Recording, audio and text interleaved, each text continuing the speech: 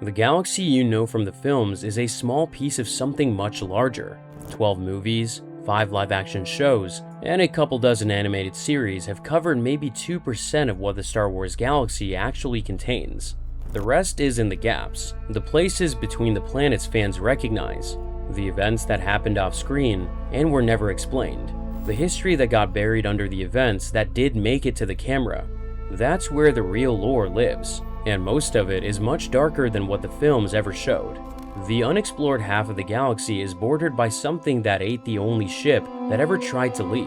What lives outside the rim has already crossed it once, and what it did when it got here killed 365 trillion people. The events inside the rim are not much better. Across thousands of years of galactic history, the worst things that ever happened to the Republic, the Jedi, and the Sith were not the events that ended up on camera. Whole purges, whole assassinations, whole reasons behind the people fans think they know, all sitting in the gaps the films never bothered to fill.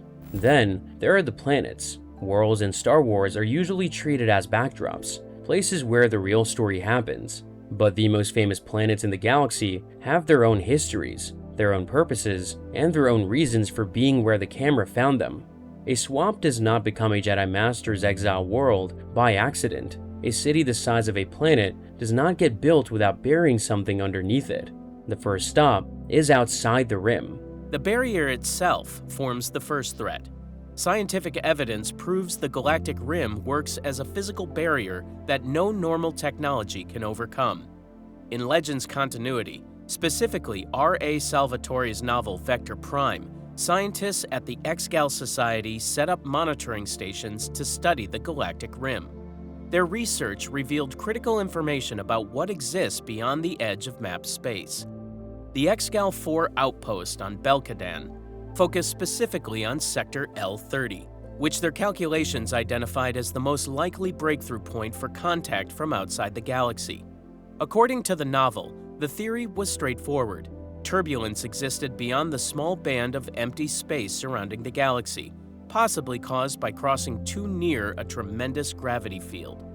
What made the barrier's nature clear was not survivors returning with warnings, but the fact that nothing ever returned. Several brave warriors and desperate outlaws entered the Galactic Rim turbulence over the last few decades, yet none were ever heard from again. The novel states this clearly. No distress signals were received, no emergency beacons activated, no debris fields were ever found.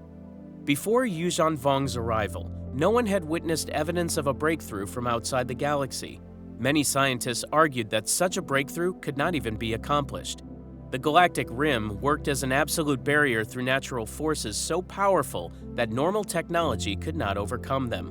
While scientists had theories about causes ranging from gravitational problems to hyperspace disruptions, the practical result was always the same. Then, something proved the scientists wrong. The outpost detected the breakthrough on their monitoring equipment. 3 enormous world ships, each 10 kilometers across, made entirely of living coral, pushed through the turbulence at Vector Prime, where countless explorers had vanished. The novel describes these vessels as massive living constructs powered by creatures called Dovin basils, organisms capable of locking onto specific gravity fields across millions of kilometers. Within days of detection, all 15 Exgal 4 scientists were killed before transmitting a single warning. Yeoman Carr, a Yuuzhan Vong spy embedded in the outpost for years, released a biological weapon called a molecular plague.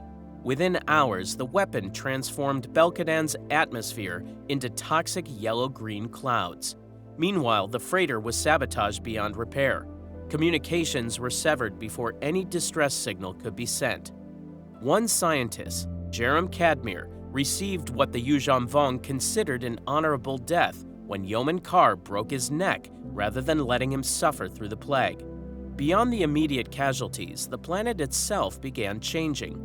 Its entire ecosystem systematically rewritten to support Yorick coral growth. This was humanity's first confirmed contact from outside the galaxy, resulting in total destruction. What crosses that barrier forms the second threat. Invasions from outside the galaxy bring threats that evolved in complete isolation from galactic civilization. The Yuuzhan Vong invasion proves the scale of this danger. The novel reveals extensive details about what crossed the void between galaxies, why their biology and culture represented something beyond any threat the galaxy had previously encountered. The Yuuzhan Vong came from a different galaxy entirely. Their homeworld, Yuuzhan Tar, was destroyed in religious warfare that tore their civilization apart. As a result, the survivors spent generations traveling through the darkness between galaxies in massive world ships, a journey lasting centuries through the void between galaxies. During this time, they had to survive with no sunlight, no planets, no resources except what they carried.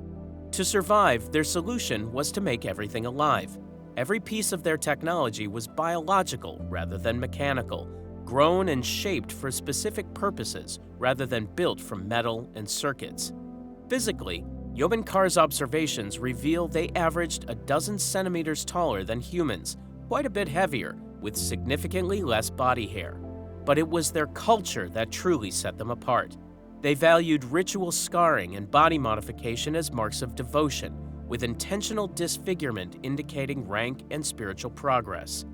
Yeoman Kar's features showed this devotion: an often broken nose, an extended tear to his lip, a split eyelid, all intentionally inflicted. These remarkable tattoos and intentional disfigurements served as markers of rank within the warrior caste, with nearly complete tattoo coverage indicating the highest positions. This cultural emphasis on biological modification extended to their technology, which showed sophistication that mechanical engineering could not match. For example, the Uglith masker showed this approach, embedding thousands of tiny tendrils in the wearer's pores to create a complete human disguise. The removal caused intense agony. Similarly, a Nullith attached to the face with pincers, while a central tendril snaked down the throat to provide oxygen. Amphistaffs worked as adaptive weapons, serpents that could harden to stone consistency or become flexible whips depending on need. Even their vessels reflected this philosophy. Coral skippers could refuel by eating rocks, while Von Dune crab shell armor was grown rather than forged. But the true strategic advantage came from a different creation. The Yammusk served as a telepathic war coordinator capable of breaking minds as easily as it coordinated armies. The novel, Vector Prime, describes this creature in extensive detail. It resembled their god of war, Unyamka the Slayer, with a gigantic brain-like bulk featuring a single huge eye, a puckered maw, many tentacles extending from that bulk.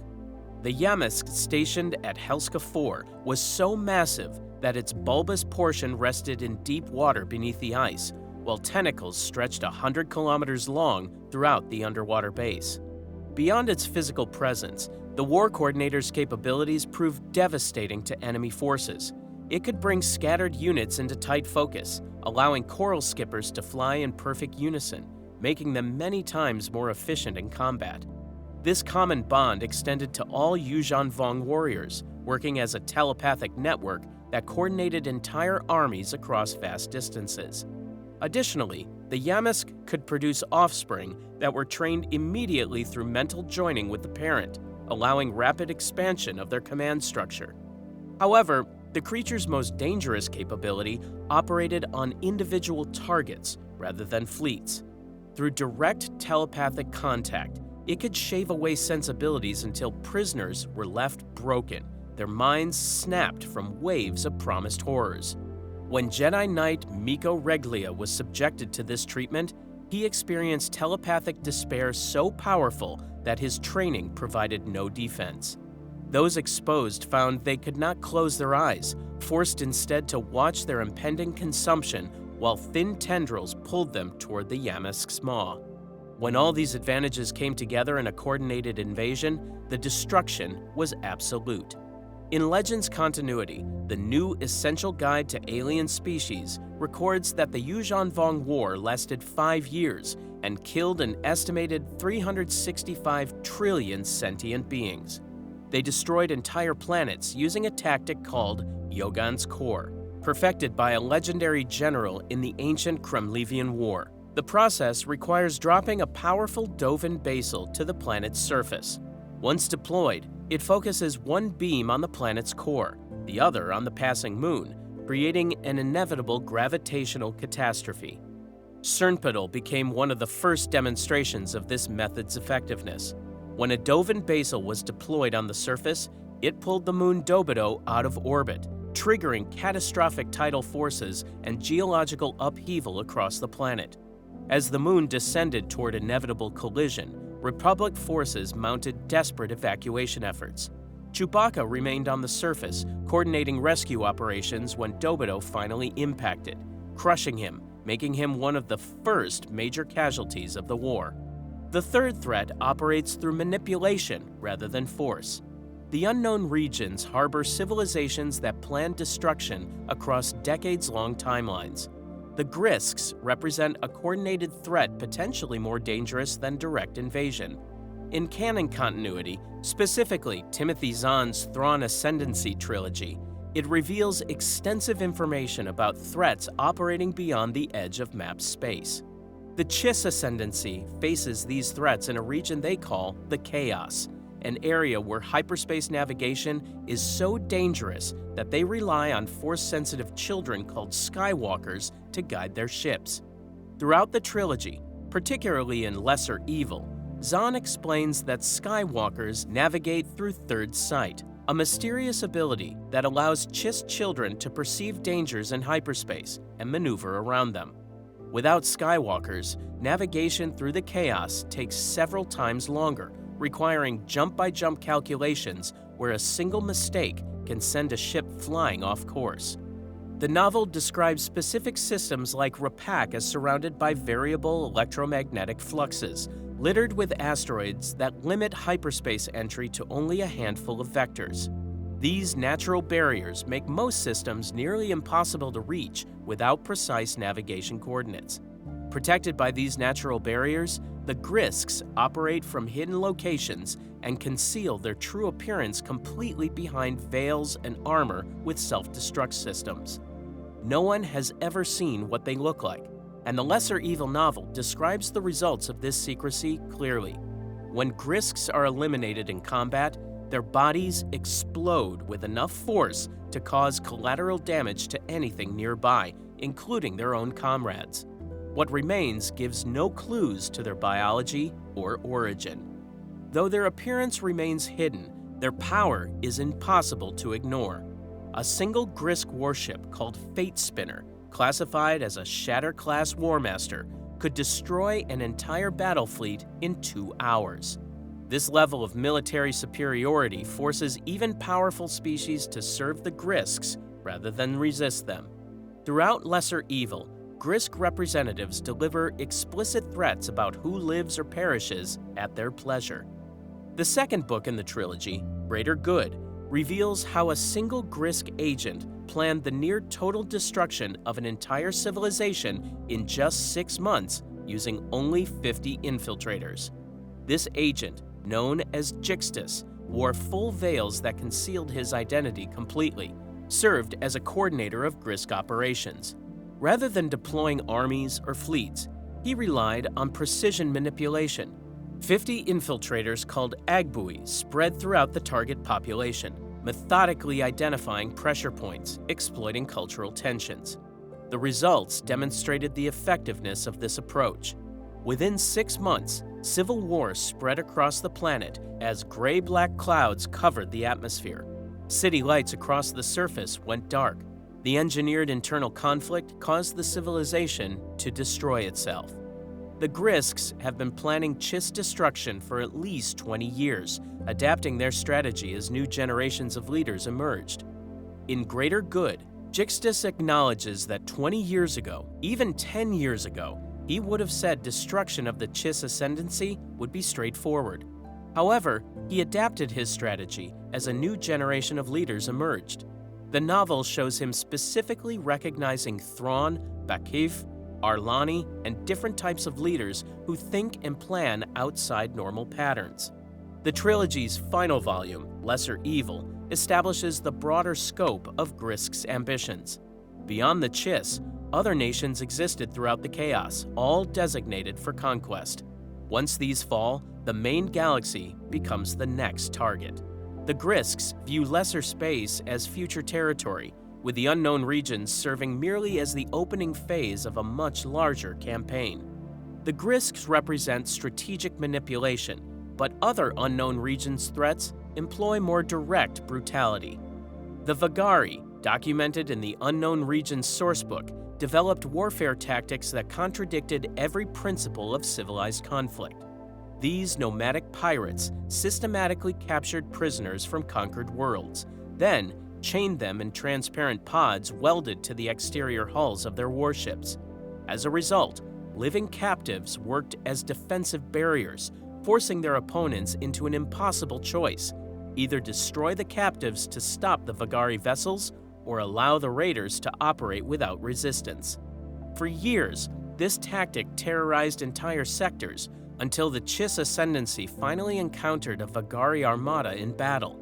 Commander Thrawn eliminated the fleet, yet survivors managed to flee deeper into unexplored space. According to the sourcebook, their ultimate fate remains unknown, which demonstrates a persistent pattern throughout the unknown regions. Defeated threats do not surrender or integrate into galactic society. Instead, they retreat into uncharted territory, potentially regrouping across decades or even centuries before emerging again with adapted tactics. What appears eliminated may simply be waiting beyond the current detection range. The fourth threat defies every biological framework. The unknown regions contains entities that exist beyond normal understanding of life. The Mingle Mingle represents the most documented example of what lurks beyond map space. In Legends continuity, the 2010 sourcebook, The Unknown Regions, documents extensive information about threats lurking in unexplored territory.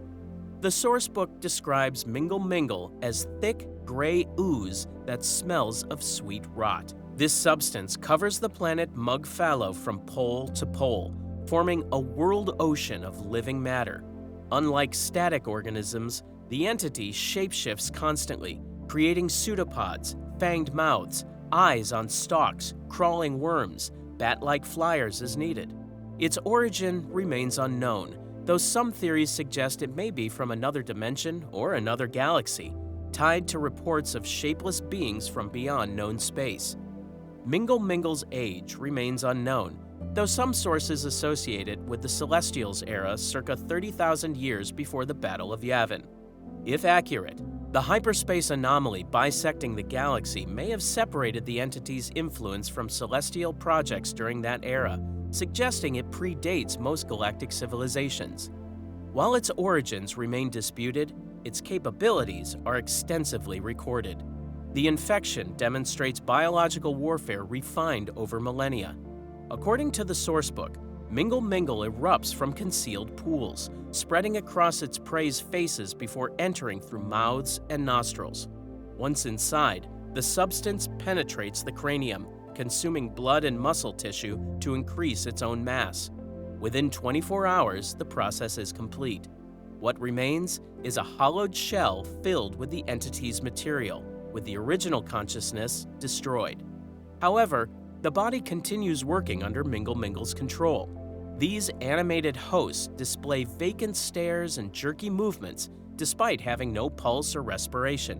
When they speak, their voices carry an unnatural buzzing quality with no emotional inflection. Within 7 days, visible decomposition begins as gray fluid seeps from every opening, while the body remains ambulatory. Alternative infection occurs through ingestion of even small amounts. Targets who swallow bean-sized portions experience the same internal consumption over several days, remaining fully conscious throughout the process as the entity systematically hollows them from within. What makes Mingle Mingle nearly impossible to eliminate is not its infection method, but its psychological strategy.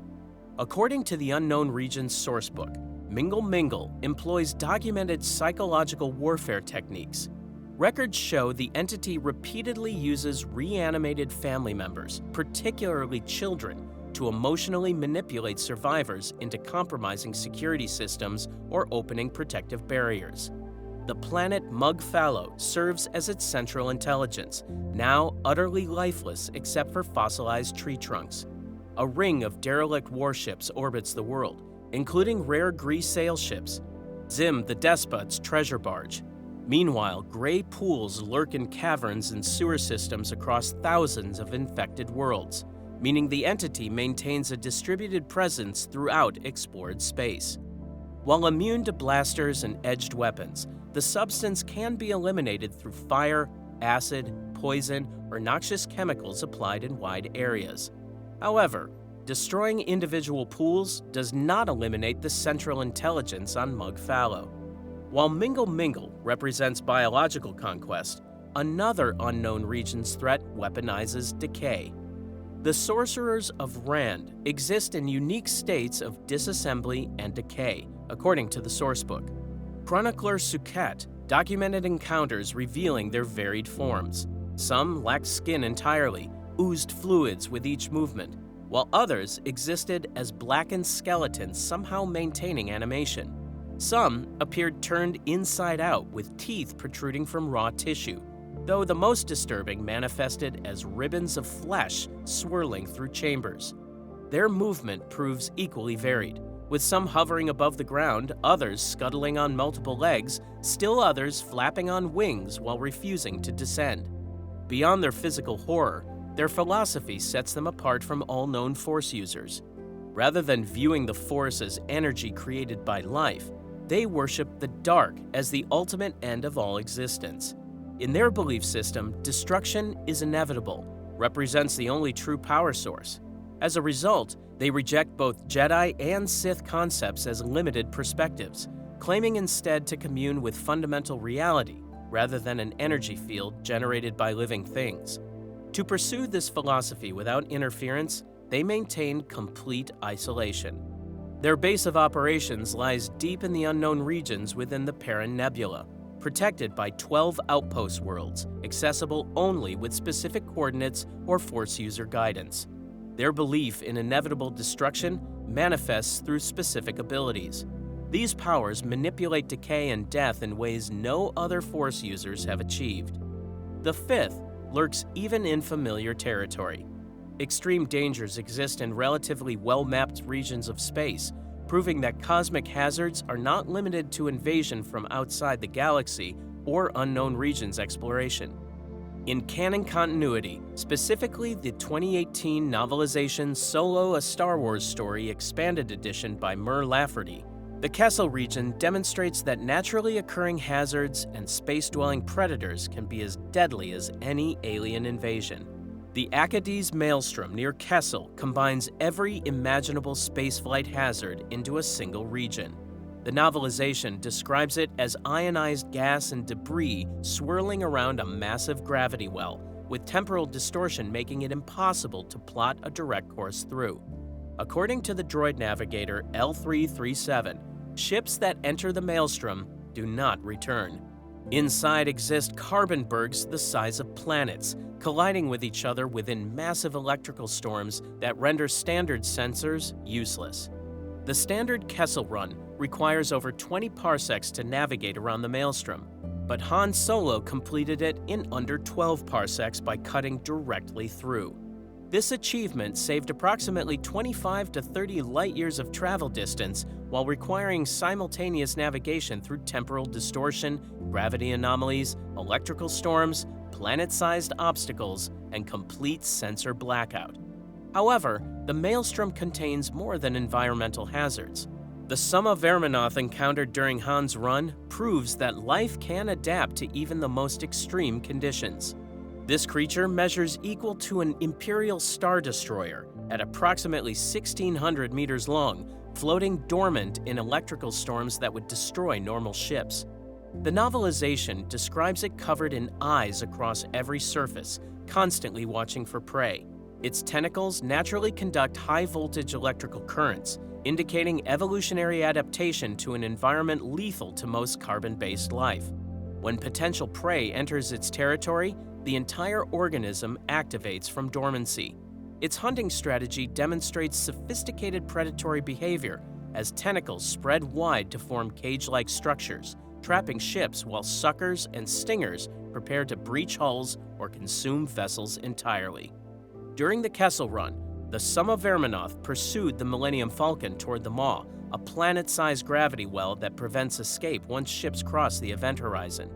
Gravitational effects cause temporal distortion, making the creature's death appear to occur in slow motion. Its tentacles stretched beyond structural limits, snapped as different portions were consumed by the gravity well at different rates. The creature's eyes bulged from internal pressure as tidal forces stretched its body in some directions while crushing it in others.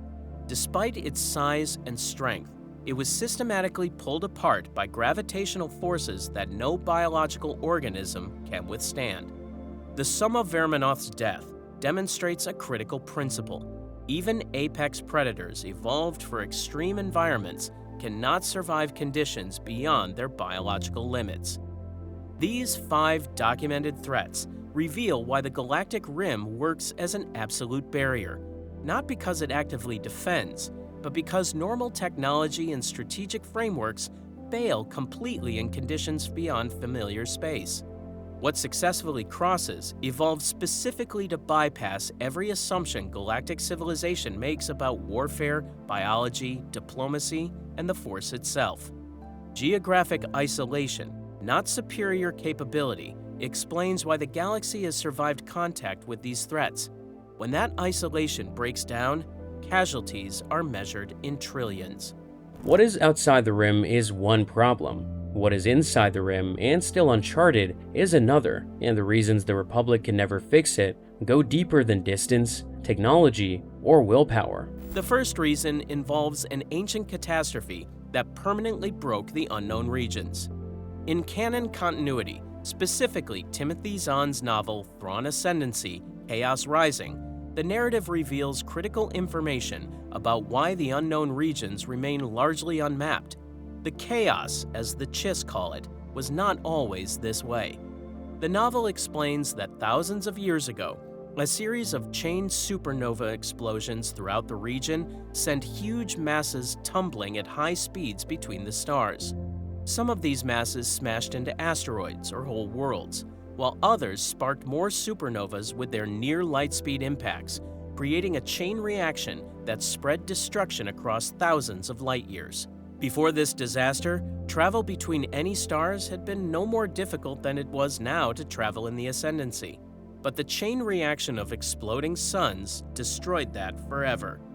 The destruction left behind constantly changing hyperlanes that made any voyage longer than a couple of star systems difficult and dangerous. Combined with regions of heavy energy interference, these conditions produce hyperspace lanes that shift so often that maps become useless within weeks. The novel describes the Ascendancy as an island of calm surrounded by twisted hyperspace lanes and ever-changing pathways that slowed travel and choked trade for all those who lived out there. The worst examples are what the Chiss call box systems. These systems have unusually strong energy fields wrapped around their outer edges, mixing with solar wind to block hyperspace travel even more than usual. In some cases, the number of safe lanes to an inhabited planet drops to exactly 3, with meteor fields creating smaller versions of the chaos itself that constantly shift position. When one ambassador complained about unexpected travel delays, the response was blunt. The term, the chaos, was not simply someone's random idea of a good name. These hazards are not limited to the unknown regions. In canon continuity, specifically the 2018 novelization Solo: A Star Wars Story by Mur Lafferty, the Akkadi's Maelstrom near Kessel shows that even relatively known space contains equally dead regions. The Maelstrom combines charged gas, debris, and time distortion, which makes planning a direct course impossible. Inside it drifts carbon bergs the size of planets, crashing into each other within massive electrical storms that make standard sensors useless. The warning was absolute. Ships fly in there, they don't fly out. But the Maelstrom contains more than just physical hazards. It also harbors the Summa Verminoth, a creature equal in size to an Imperial Star Destroyer that floats dormant in electrical storms. Its body is covered in eyes across every surface, with tentacles that crackle with electricity and suckers and stingers ready to capture prey. When the Millennium Falcon encountered this creature, time seemed to slow as it was pulled toward the Maw gravity well. The sum of Verminoth's tentacles stretched and snapped, consumed by the gravity well before the rest of its body could follow. Even a predator of this size could not escape the forces at work in the Maelstrom. And the Maelstrom is far from the only region with these dangers. In canon continuity, Chuck Wendig's novel, Star Wars Aftermath: Empire's End, describes the unknown regions as closed off by a maze of solar storms, rogue magnetic fields, black holes, gravity wells, and things far stranger. Any who tried to cross that maze did not survive. Their ships were either destroyed outright or returned to the galaxy empty of crew. Communications failed completely, coming back as either static or mad ramblings that made clear the explorer had lost their mind out there in isolation. The second reason emerges because standard technology fails completely, requiring special navigators that few civilizations possess. In canon continuity, Thrawn Ascendancy: Chaos Rising reveals that regular navigation computers cannot handle conditions in the unknown regions. The Chiss Ascendancy relies on Force-sensitive children called Skywalkers to navigate because standard technology fails completely. Without Skywalkers, travel takes 7 times longer because it requires dangerous jump-by-jump calculations where a single mistake could send a ship flying off course. The novel documents a specific example. With a Skywalker, a journey to the Repack system took 7 hours, but without one, the same journey would require 49 hours. This difficulty stunted trade for all those who lived in the region, preventing economic development and cultural exchange. And jump-by-jump travel brought its own risks. Expected detours were common, with navigators forced to make small course changes when planned routes proved impassable. Some systems required days or weeks of traveling through normal space when no hyperspace routes existed at all. Regions described as more tangled than usual, even for the chaos, could strain navigators and extend journeys far beyond any prediction. So how do Skywalkers actually navigate? They enter a trance state called third sight to perceive dangers in hyperspace that sensors cannot detect. According to one former Skywalker, they see dangers in front of the ship and maneuver to get around them. But this ability fades as children age, with most losing it by their early teenage years.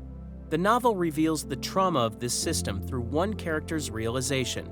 Her third sight was mostly gone, her job was ended, and the only life she had ever known was over. What kind of choices did a failed Skywalker even have? The Chiss depend on these children to navigate through deadly space, using them as living navigation systems until their abilities fade. The Skywalker core was stretched thin across the Ascendancy, with children assigned to specific ships alongside caregivers.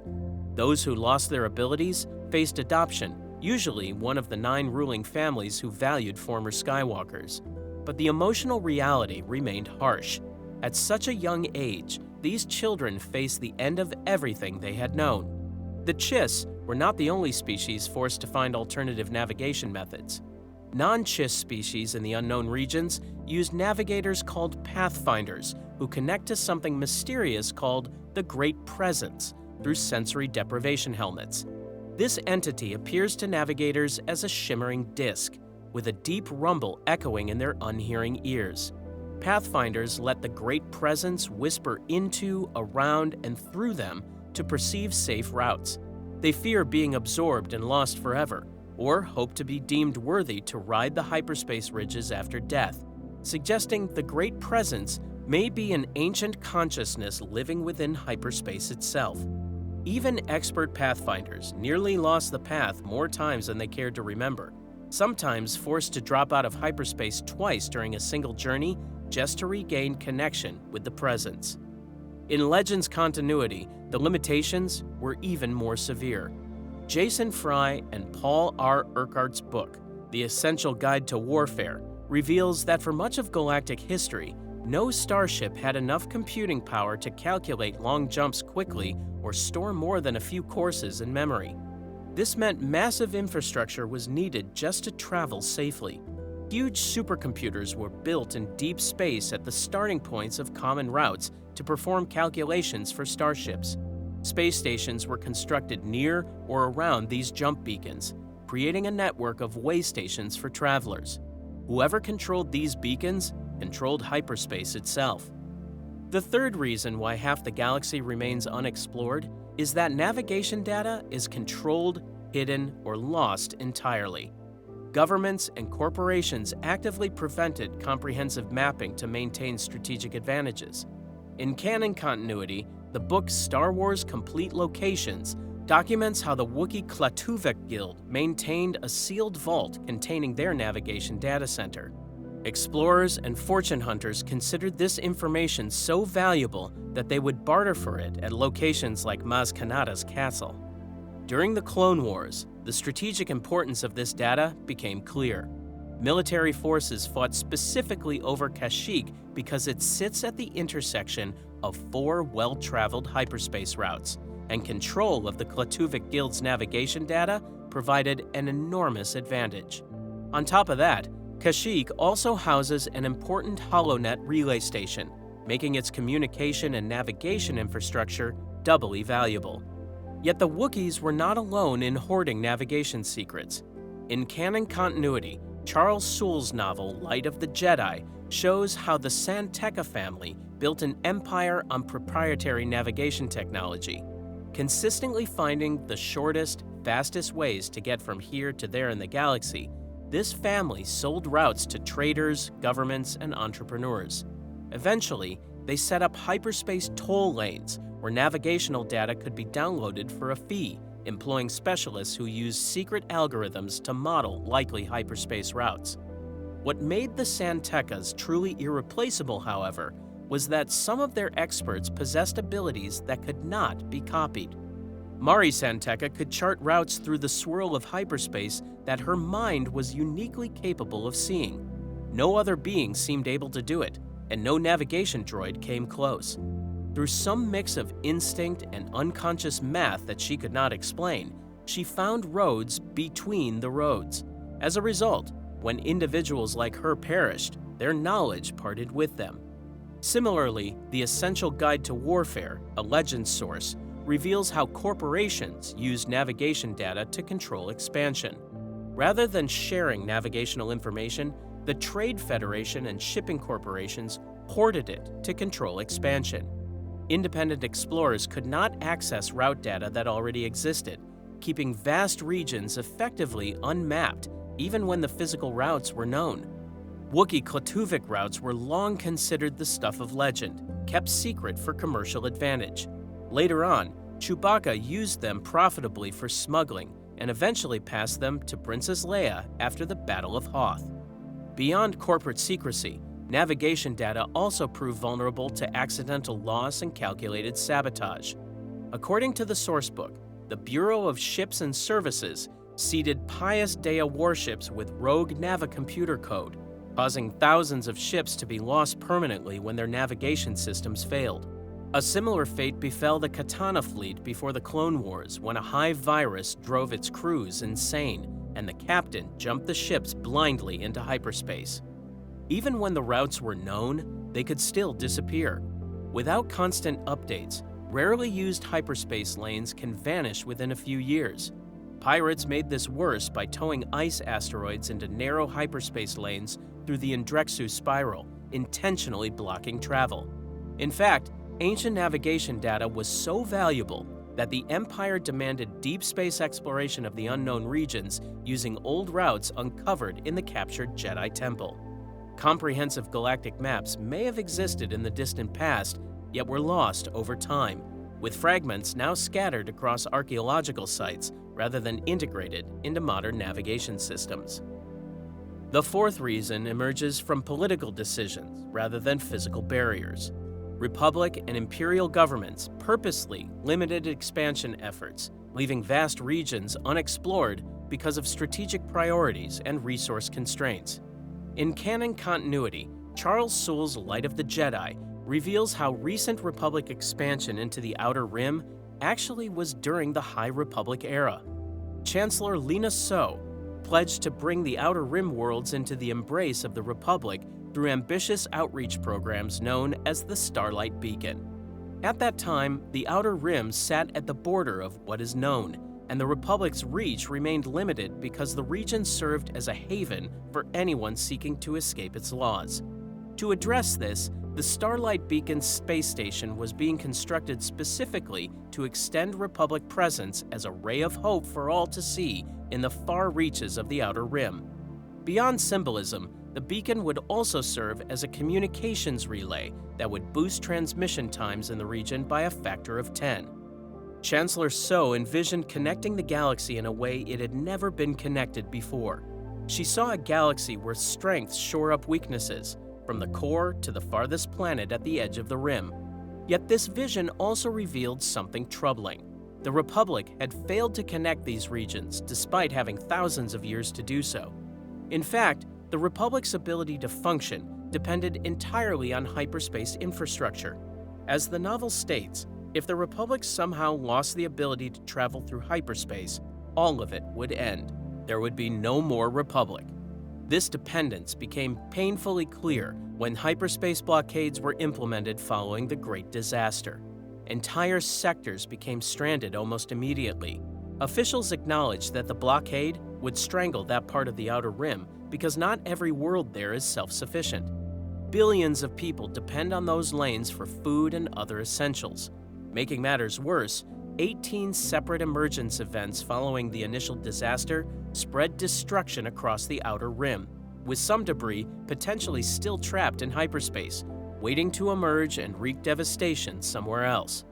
However, it was corporate control that had prevented earlier expansion in the first place.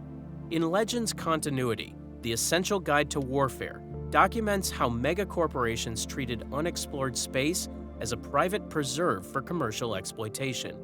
In frontier regions, particularly in the Outer Rim, central authority was often weak to the point of being non-existent, and abuses went unchecked.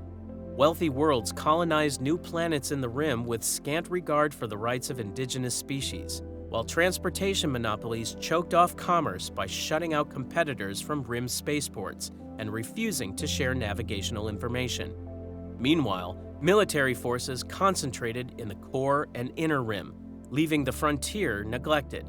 Grand Moff Tarkin's mutual defense pacts with adjacent sectors to share navigational data among planetary security forces demonstrated fragmented control rather than unified authority. Because of this fragmentation, no single government possessed complete navigational data for the entire galaxy. A unified exploration authority to systematically map all reachable systems simply never existed. The fifth reason why half the galaxy remains unexplored is perhaps the most terrifying. Deadly threats lurk in unexplored space, killing anyone who enters. The unknown regions harbor civilizations and creatures that destroy explorers before they can report what they found. In canon continuity, specifically the Thrawn Ascendancy trilogy, extensive information emerges about threats operating beyond the edge of mapped space. Among these threats, the Grisks represent a coordinated danger potentially more devastating than direct military invasion. In the novel Lesser Evil, a single Grisk warship called Fate Spinner, classified as a Shatter-class Warmaster, could destroy an entire battle fleet in 2 hours. Military superiority at this level forces even powerful species to serve the Grisks rather than resist them. Throughout the trilogy, Grisk representatives deliver explicit threats. Entire civilizations live or perish at their pleasure. According to them, they can crush civilizations like boulders turned to fine sand, or twist their culture, lives, and very souls to do their bidding. What makes the Grisks particularly dangerous is their patience and cunning. The novel Greater Good reveals how a single Grisk agent named Jixtus planned the near-total destruction of an entire civilization in just 6 months using only 50 infiltrators. These agents, called Agbui, spread throughout the target population, methodically identifying pressure points and exploiting cultural tensions. Within 6 months, civil war consumed the planet. Gray-black clouds covered the atmosphere from fire and blast debris, and city lights across the surface went dark. Rather than attacking directly, the Grisks engineered internal conflict that caused the civilization to destroy itself while they watched from safety. For at least 20 years, the Grisks have been planning the destruction of the Chiss, adapting their strategy as new generations of leaders emerged.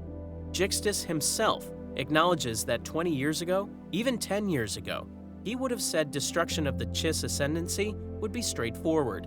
However, he adapted because a new generation of military leaders had arisen who could not be trusted to walk recklessly down the well-worn paths of manipulation. Beyond the Chiss, the trilogy establishes that other nations exist throughout the chaos, all designated for conquest. Once these fall, the main galaxy becomes the next target. Perhaps most unsettling is that no one knows what the Grisks truly look like. They wear armor with self-destruct systems that activate on death to prevent their bodies from being examined. What little the self-destruct leaves behind gives no clues to their biology or origin. When Grisks are eliminated in combat, their bodies explode with enough force to cause collateral damage to anything nearby, including their own comrades. Even in death, they ensure no information escapes. In Legends continuity, different but equally dangerous threats patrol the unknown regions. Timothy Zahn's novel Outbound Flight documents the Vagari, nomadic raiders who prey on the weak throughout the region. Their methods are calculated. They attach prisoners to the outside of their warships as shields. Anyone who attacks faces an impossible choice: arm the prisoners or let the Vagari escape. Hundreds of these warships patrol the darkness between stars, using captives as frontline soldiers sent into the most dangerous situations first. Yet even the Vagari pale in comparison to the Mingle, described in the Legends sourcebook The Unknown Regions as the whispered horror of the region. This entity takes the form of thick gray slime that covers the entire planet Mugfallo like a living ocean, stretching from pole to pole. Constantly shapeshifting, it creates pseudopods, fanged mouths, eyes on stalks, crawling worms, and bat-like flyers as needed. According to the sourcebook, it has staked its claim to thousands of worlds in the Great Spiral Galaxy. Its infection method represents biological warfare refined over millennia. The substance explodes from concealed pools, spreading across its prey's faces before entering through mouths and nostrils. Within 24 hours, the prey becomes a hollowed-out vessel filled entirely with the entity's material. Despite having no pulse or respiration, the body continues functioning under Mingle's control, displaying vacant stares and jerky movements. Most disturbing of all, the prey remain conscious throughout the process, fully aware of what is happening to them as they are taken over from within. Threats like these explain why ships fly into the unknown regions and never fly out. These dangers are not mere obstacles to be overcome. They are intelligent predators, patient strategists, and ancient horrors that have been waiting in the darkness for millennia. The sixth and final reason why half the galaxy remains unexplored comes from cultural decisions rather than physical impossibility. Species and civilizations intentionally isolate themselves from galactic contact, maintaining hidden settlements that explorers never discover because these populations actively avoid detection. In canon continuity, the book Star Wars Complete Locations provides specific examples of this willful isolation. Kamino demonstrates the most extreme case. Located in a dwarf satellite galaxy beyond the Outer Rim, the planet receives very little traffic and only as much trade as necessary to supply the basic needs of its inhabitants. Visitors are rare because of the remoteness of the planet, and its extensive rainy season deters all but the occasional representative. More specifically, as shown in the 2022 animated series Tales of the Jedi episode The Sith Lord, Kamino was deleted from the Jedi archives by Count Dooku, which is why Obi-Wan Kenobi had to seek information from Dex's diner rather than official Republic records. This calculated data deletion kept the planet hidden for over a decade while the clone army was developed in complete secrecy. Utapau represents a different form of purposeful isolation. Described as a remote planet and quiet natural backwater largely ignored by the rest of the galaxy, Utapau maintained its separation through cultural choice rather than navigation difficulty. According to the book, the planet could have joined the galactic civilization, but chose to remain separate, avoiding the political entanglements that came with Republic membership. In Legends continuity, Timothy Zahn's novel Heir to the Empire documents how the Old Republic purposely avoided certain systems despite having the capability to reach them. Mirkur had been populated for at least 300 years, yet both the Old Republic and the Jedi of that time had always left it strictly alone. What makes this remarkable is that Mirkur is no more than 150 light-years away, close to the border with the Rebellion and well within the Old Republic's boundaries. Despite this proximity, it remained unexplored. The Chiss Ascendancy maintained intentional separation for centuries as well. In canon continuity, Thrawn Ascendancy Chaos Rising reveals that the Chiss adopted a defensive posture rather than one of exploration. Their expansionary defense fleet was created to watch over Chiss interests in the parts of the chaos extending beyond their borders, not to expand territory. Other species viewed them as mysterious, though the Chiss did not seem to think there was even anyone else out here for them to feel superior to. Navigation secrets were intentionally protected, with the truth about Skywalkers kept from outsiders to maintain strategic advantage. This pattern of selective avoidance suggests that political decisions, rather than distance, often determined what was explored. Some species simply chose not to be found, while other civilizations with the power to reach them chose to respect that isolation, or had reasons of their own to stay away. Taken together, these 6 reasons reveal why comprehensive galactic mapping remains impossible. Not because civilization lacks the technology or resources, but because fundamental barriers exist at every level. Ancient catastrophes broke hyperspace navigation permanently. Standard technology fails without rare navigators possessing abilities that fade with age. Navigation data is controlled by corporations, hidden in sealed vaults, or lost to history. Governments prioritize the core over frontiers, leaving entire sectors unmapped. Deadly threats actively hunt anyone who ventures into uncharted space, and species purposely hide themselves from contact, removing their coordinates from official records. In many ways, geographic isolation explains most of galactic history. Species developed in complete isolation because no one could reach them safely. Civilizations rose and fell without ever making contact with the wider galaxy. Entire regions remained blank on official maps despite being populated by billions, simply because no government possessed both the capability and motivation to chart them. When that isolation breaks down accidentally, however, the results prove disastrous. The Great Disaster, in the light of the Jedi novel, killed thousands through a single navigation error. On the other hand, in the Legends continuity, the Yuuzhan Vong invasion killed 365 trillion beings across the galaxy after emerging from regions no Republic scout had ever charted. These extragalactic invaders appeared without warning from beyond the edge of galactic space, destroying and conquering everything in their path until they eventually claimed Coruscant at their galactic center. Similarly, First Order forces constructed Starkiller Base in the unknown regions, where New Republic intelligence never detected them. They built an entire planet into a superweapon that destroyed the Hosnian system before anyone knew it existed. The unexplored galaxy is not empty. It is full of dangers waiting to emerge, civilizations hiding in plain sight, and secrets that could reshape the balance of power. Half the galaxy remains uncharted, not because no one tried to map it, but because the galaxy itself resists being known. The galaxy's geography is one kind of blind spot. Its history is another.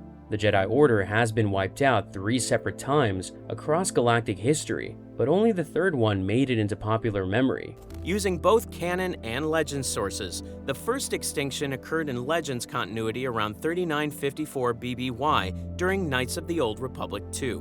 By the time the systematic hunting began, the damage was already done. The Order had been effectively eliminated before the Sith Triumvirate even started their coordinated pursuit. The weakness came from the Mandalorian Wars. However, these wars were not what they appeared to be. Kreia identified them as massacres that masked a war of conversion, with Revan step-by-step corrupting the Jedi who followed him. According to writer Chris Avallone, Revan possessed an incredibly powerful mind that could see events beyond the immediate moment, understanding how to turn corruption itself into a weapon against Jedi psychology. Central to Revan's approach was his knowledge of dark-side corruption. He knew certain places in the galaxy had strong dark-side power that corrupted all who walked there, and crucially, he knew how to create them. These locations could break the will of the Jedi by promising power and turning them to darkness, transforming war into a systematic weapon against Jedi stability. Malachor V became the ultimate expression of this strategy. The final battle created something never seen before. When the mass shadow generator activated, thousands were crushed by gravity and destroyed. To hear the Force over such pain was impossible. One Jedi survived by severing her connection to the Force entirely at the moment of disaster. She carried all of those who fell within her, leaving a wound in the Force. Most critically, this wound represented something entirely new. She was forming bonds and leeching the life of others, which became the teaching of the new Sith, to feed on other Force sensitives. The Exile's survival method became the template for an entirely new form of Sith power. The Jedi Masters themselves recognized this connection when confronting the Exile. They explained these Sith had learned the lesson of Malachor too well, allowing them to prey on Force users and become stronger when Force sensitives were near. The Sith Triumvirate studied Malachor and created a hunting technique highly effective at wiping out Force-sensitive beings. With the Jedi already weakened, the Triumvirate launched their hunt. The KOTOR 2 opening crawl describes evil Sith spreading across the galaxy, hunting down and destroying remaining Jedi Knights. This wasn't random killing, but a planned pursuit across every system. The scale of destruction was unprecedented. Darth Nihilus consumed all life on the planet Katar, wiping out nearly 100 Jedi Masters who had gathered there in a desperate attempt to coordinate a response, with only one surviving the massacre. Across the galaxy, surviving Jedi found themselves constantly fleeing. The Prima Guide describes the last known Jedi narrowly escaping a deadly ambush, clinging to life aboard a battered freighter. Even knowledge of surviving Jedi had become rare, and the hunt reduced the Order to individuals whose locations were largely unknown. The three Sith Lords served different functions in this hunt. Darth Nihilus represented pure consuming power, with Avallone describing him as the ultimate antagonist who embodied hunger and consumption as his sole purpose. Darth Sion handled direct combat, identified by the Prima Guide as the Lord of Pain, his body held together through rage and suffering alone. Darth Traya, the Betrayer, served as the strategic mind behind their operations. Despite internal tensions, these three cooperated effectively to hunt Jedi across the galaxy. Yet as they hunted, the Jedi Council's response revealed fatal strategic errors. Rather than mounting coordinated resistance or gathering their remaining strength, the Masters fragmented into hiding. Master Vrook hid on Dantooine. Master Kavar stayed near Duxun. Master Zez Kael concealed himself on Nar Shaddaa, and Master Atris built a hidden academy beneath ice on Telos, hoarding knowledge rather than fighting. Kreia later condemned their choices, pointing out that each master retreated near sources of dark-side corruption, yet refused to recognize the patterns emerging around them. Even worse, the Council identified the wrong threat entirely. When the surviving masters finally gathered on Dantooine, they focused on the Exile rather than the Sith hunting them. They declared she was a breach that must be closed, a wound in the Force that threatened everything. The Council viewed the Exile as the primary threat. They feared she would teach others to sever themselves from the Force, not recognizing this might be the only defense against the Triumvirate. For them, institutional purity mattered more than survival. Their solution was punishment rather than strategy. They attempted to sever the Exile's connection just as Kreia interrupted, challenging their passive approach. She asked how they could hope to know the threat when they had never walked in dark places or faced war on such a scale. Instead of waiting for their answer, Kreia forced them to experience the disconnection they had intended to impose. She showed them what it meant to see the galaxy through the eyes of the exile rather than through the Force. The Council died not through combat, but through their own chosen punishment, and with them went the last of the Jedi leadership. The first purge achieved near total success in eliminating the Order as a functioning institution. Kreia assessed that the Jedi Order had been the heart of sustaining the Republic's sickness, and now that the Jedi were lost, the galaxy would see how long the Republic could survive. The Purge destroyed not just Jedi, but Force knowledge itself. Kreia described how the Sith learned their hunger from the exile, bringing about the end of the Jedi and perhaps all knowledge of the Force. Malachor V remained as a permanent wound, with dark-side energy creating terrain of jagged rock spires and treacherous paths, transforming living beings into monstrous forms.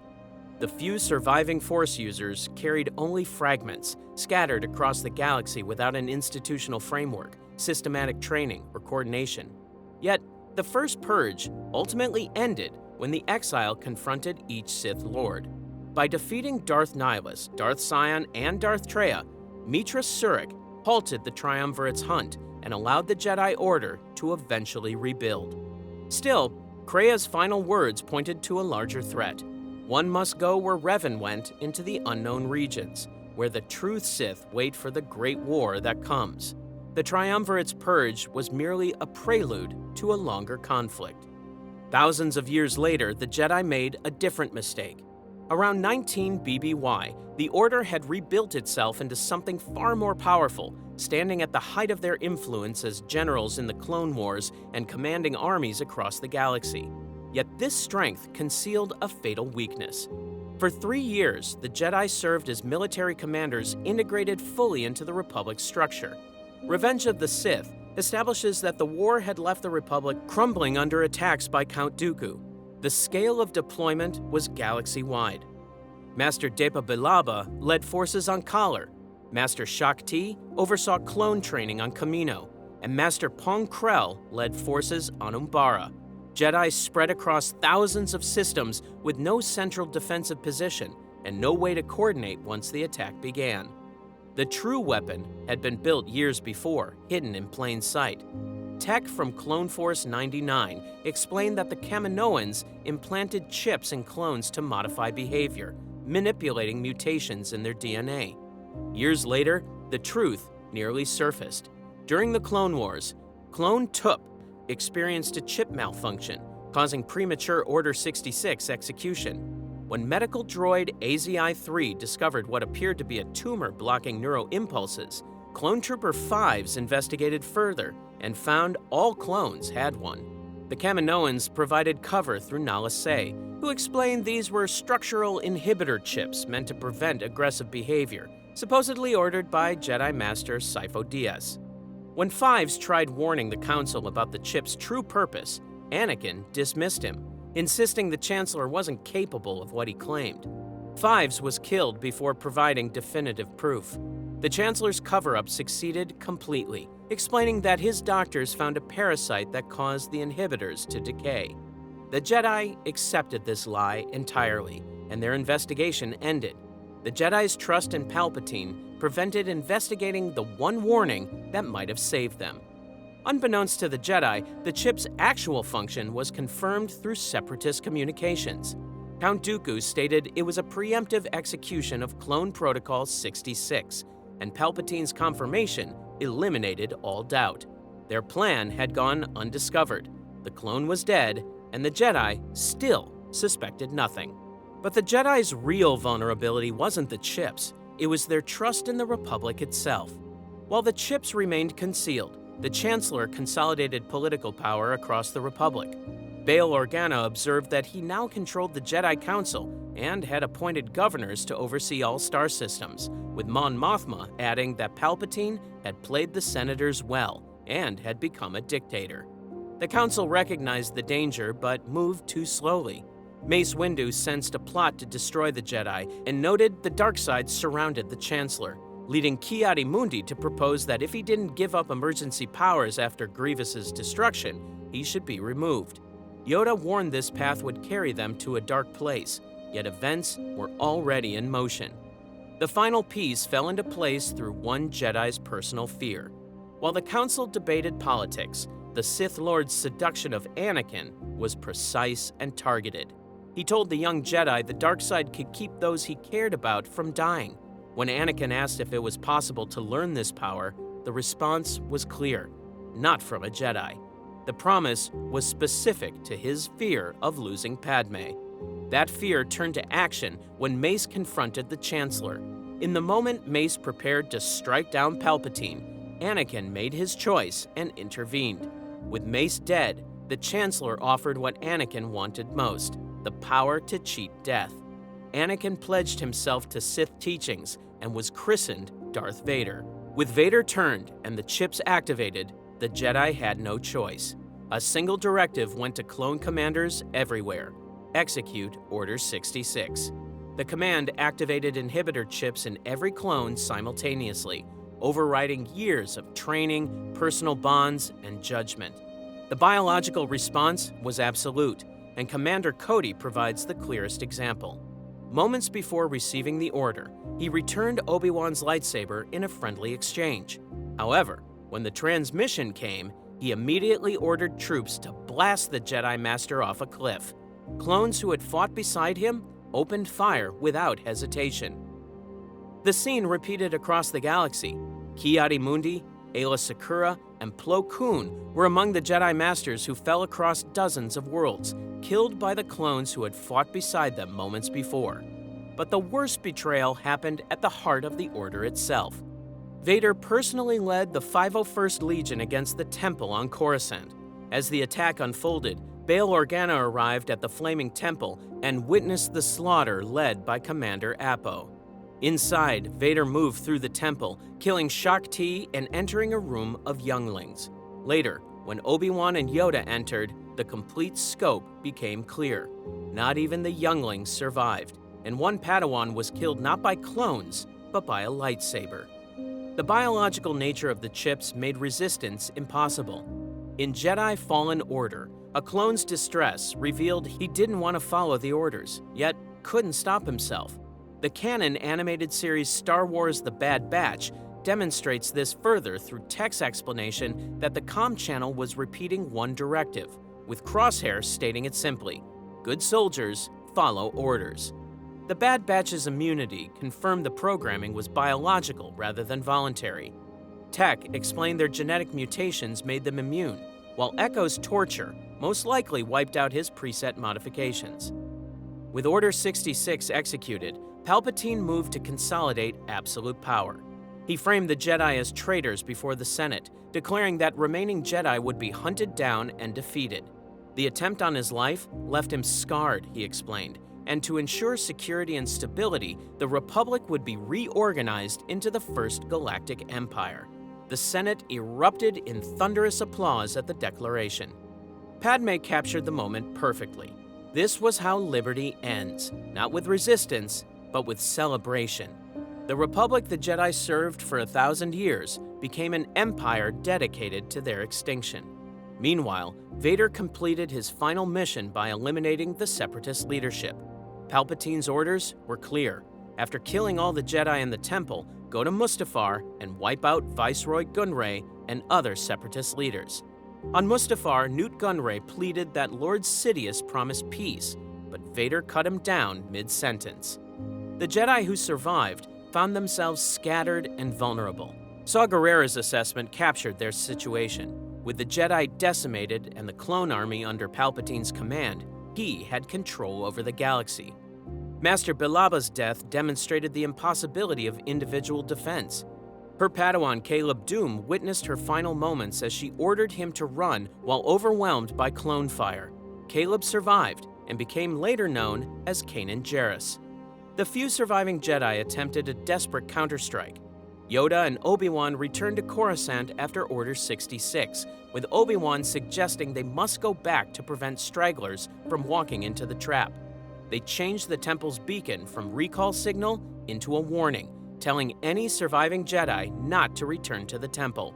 They then discovered the scope through hologram recordings showing Anakin slaughtering Jedi. Their strategic response divided already limited strength. Yoda insisted Obi-Wan wasn't strong enough to fight Lord Sidious. Instead, he told Obi-Wan to use his feelings and find Anakin. Meanwhile, Yoda would visit the new Emperor. The two survivors split up, each facing impossible odds alone. Both surviving Jedi Masters failed their missions. In the Senate chamber, Palpatine used the Force to hurl pods at Yoda and blasted him with Force lightning. Yoda lost his lightsaber, fell hundreds of feet, and was forced to flee. His admission was stark. Into exile he must go, for he had failed. Meanwhile, Obi-Wan's confrontation with Vader on Mustafar ended without finishing the job. After defeating Anakin, Obi-Wan watched in horror as he burst into flames, yet walked away rather than ensuring he wouldn't survive. The two most powerful Jedi both failed when it mattered most. With both Jedi Masters defeated, the destruction was complete. The Order as an institution ceased to exist, and the few survivors went into hiding. Yoda's survival plan was simple: split up the twins, send Luke to Tatooine with Obi-Wan while Bail adopted Leia, then disappear until the time was right. To ensure Vader would never search for them, they made it appear the twins didn't survive. As the Jedi disappeared into exile, Vader's reconstruction paralleled his psychological destruction. When Palpatine told him that Padme had passed, that Vader himself caused it, his scream of rage and grief completed the transformation from Jedi to Sith. The Empire was established immediately with total control: chain codes, planetary travel restrictions, and registration of all people. Vader became the Empire's primary enforcer, spending the next 2 decades hunting surviving Jedi across the galaxy, aided by the Inquisitorius, a group of dark-side agents trained specifically to hunt Jedi. The Grand Inquisitor and his fellow Inquisitors systematically tracked down survivors like Kanan Jarrus and Eighth Koth, ensuring the purge continued long after Order 66. Despite this relentless persecution, a single hope remained. Yoda told Obi-Wan that in solitude on Tatooine, he would receive training from an unexpected source. Their old master Qui-Gon had learned the path to immortality and would teach Obi-Wan how to commune with him, how to join the Force while retaining consciousness. This training would preserve Force knowledge outside Sith control. More than a century later, history repeated itself. Around 130 ABY in Legends continuity, the Jedi Order had rebuilt from the ashes of Order 66. The scars had faded, and the Order stood strong once more. Yet within 7 years, the galaxy would remember a new tragedy: the massacre at Ossus.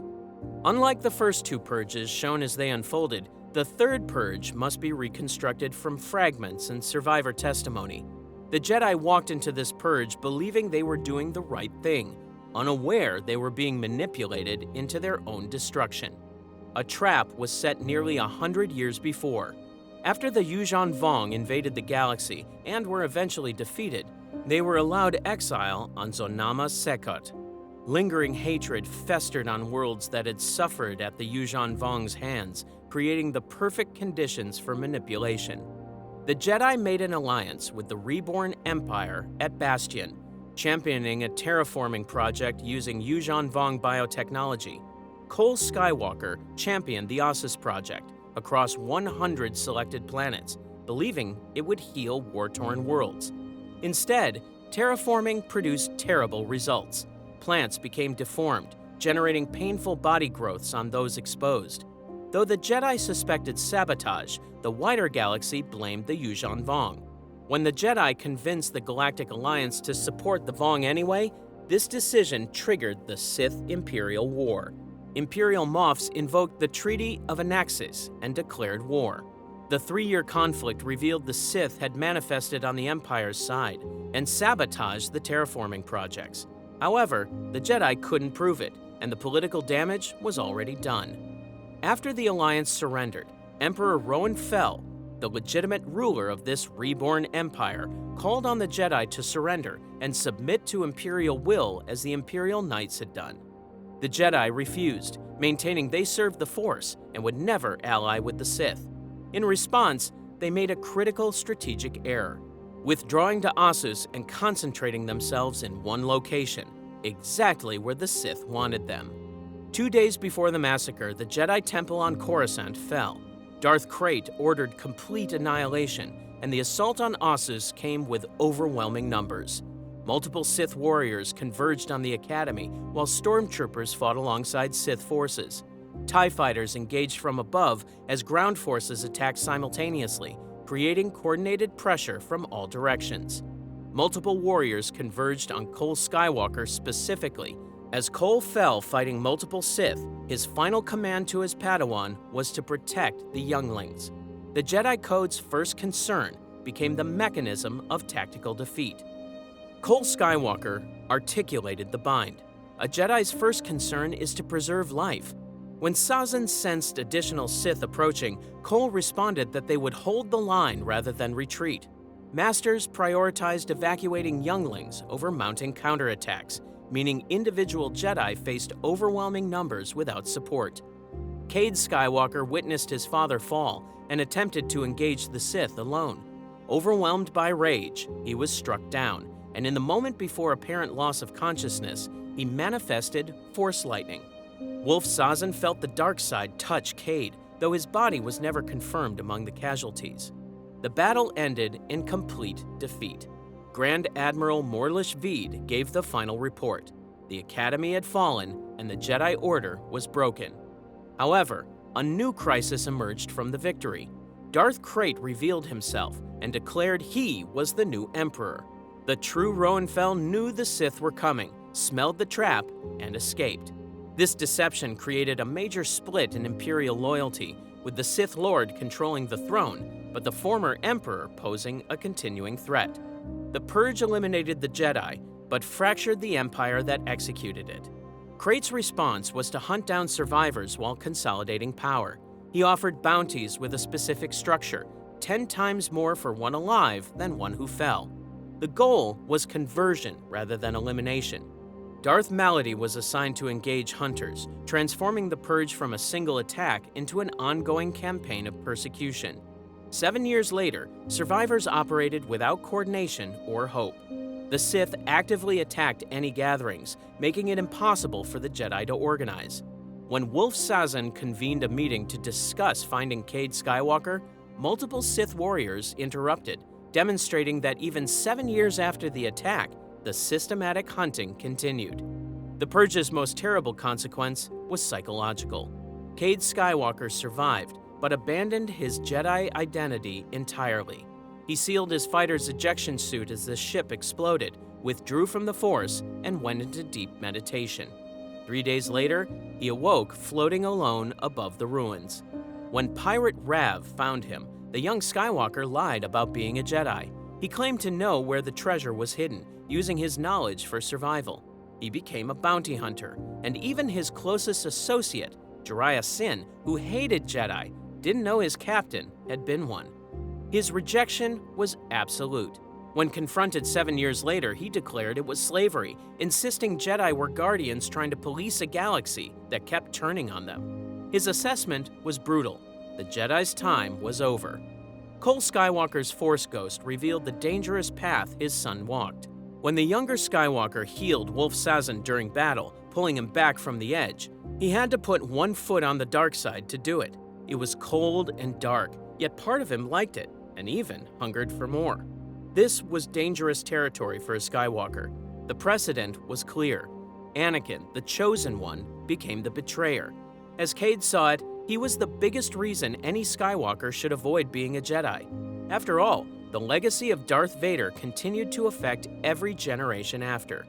Beyond the psychological destruction, the physical evidence of the Order's fall was equally complete. Physical sites of Jedi culture became monuments to their destroyers. The temple on Coruscant was rebuilt by the Emperor and became the Temple of the Sith, serving as Krayt's seat of power. For the scattered survivors, the only strategy that worked was remaining isolated, hiding among ordinary populations while suppressing Force abilities entirely. The political fracture deepened as the years passed. 7 years after the massacre, Fel retook Bastion and declared himself the true Emperor. Imperial forces fought each other to determine which Emperor commanded loyalty, with stormtroopers turning on fellow stormtroopers. The purge's political consequences ensured ongoing chaos rather than stable Sith rule. Darth Malaval enforced the elimination policy without mercy. When Lieutenant Kessel suggested allowing enemy stormtroopers to surrender to prevent needless loss of life, Malaval refused. There would be no truce, no surrender, and every last one would be eliminated. The Stormtrooper Corps that once represented unified Imperial power now destroyed itself to enforce Sith control, and the military could no longer trust itself.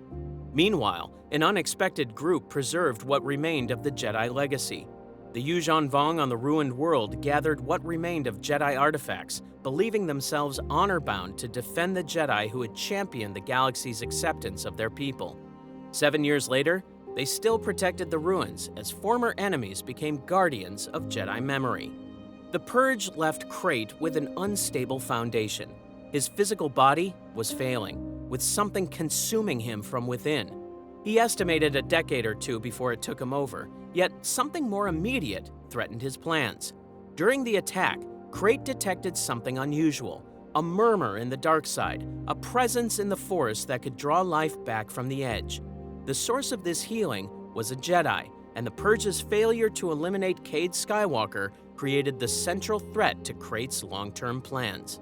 7 years later, surviving Jedi believed only a Skywalker could rally survivors and rebuild the Resistance. However, Cade refused this role completely. He used death sticks to dull his Force connection and prevent detection, declaring repeatedly he was not a Jedi and not a Skywalker anymore. The Third Purge succeeded by erasing everything the Jedi were. The Order was broken, survivors scattered, knowledge lost, and culture destroyed. The Jedi could not gather, train, coordinate, or resist. What remained were isolated individuals, constantly hunted and forced to choose between hiding and being found. The Purge achieved what neither of the previous two had: complete cultural elimination alongside institutional collapse. 3 times across galactic history, the Jedi Order faced extinction. Each time, they rebuilt stronger in numbers but carried forward the same weaknesses that had destroyed them before. The lesson was never learned because there was no one left to teach it. The survivors who remained were too broken, too scattered, or too determined to forget. The galaxy always needed protectors, yet each time the Jedi rose to fill that role, the very qualities that made them guardians became the tools of their destruction: their philosophy, their trust, their dedication to preserving life above all else. History shows that the greatest threats to the Jedi never came from their enemies' strengths, but from their own inability to adapt when everything they believed in was used against them. The Third Purge, the one that ended the modern Jedi Order, was set up decades before it ever happened. Palpatine started building it under the guidance of his own master, Darth Plagueis. Plagueis was alive, active, and in the same room as Sidious during the Naboo crisis, and the things he was doing while the camera focused on Maul are the part of the Phantom Menace nobody covers. The first thing Plagueis did was maintain direct control over his apprentice. In the Phantom Menace, Sidious gives orders to the Trade Federation and sends out Maul, all while his public identity as Senator Palpatine works openly as a Naboo politician. Yet on screen, there is no sign of a higher Sith authority, no scene showing anyone commanding him, and no messages hinting that someone else is watching over his actions.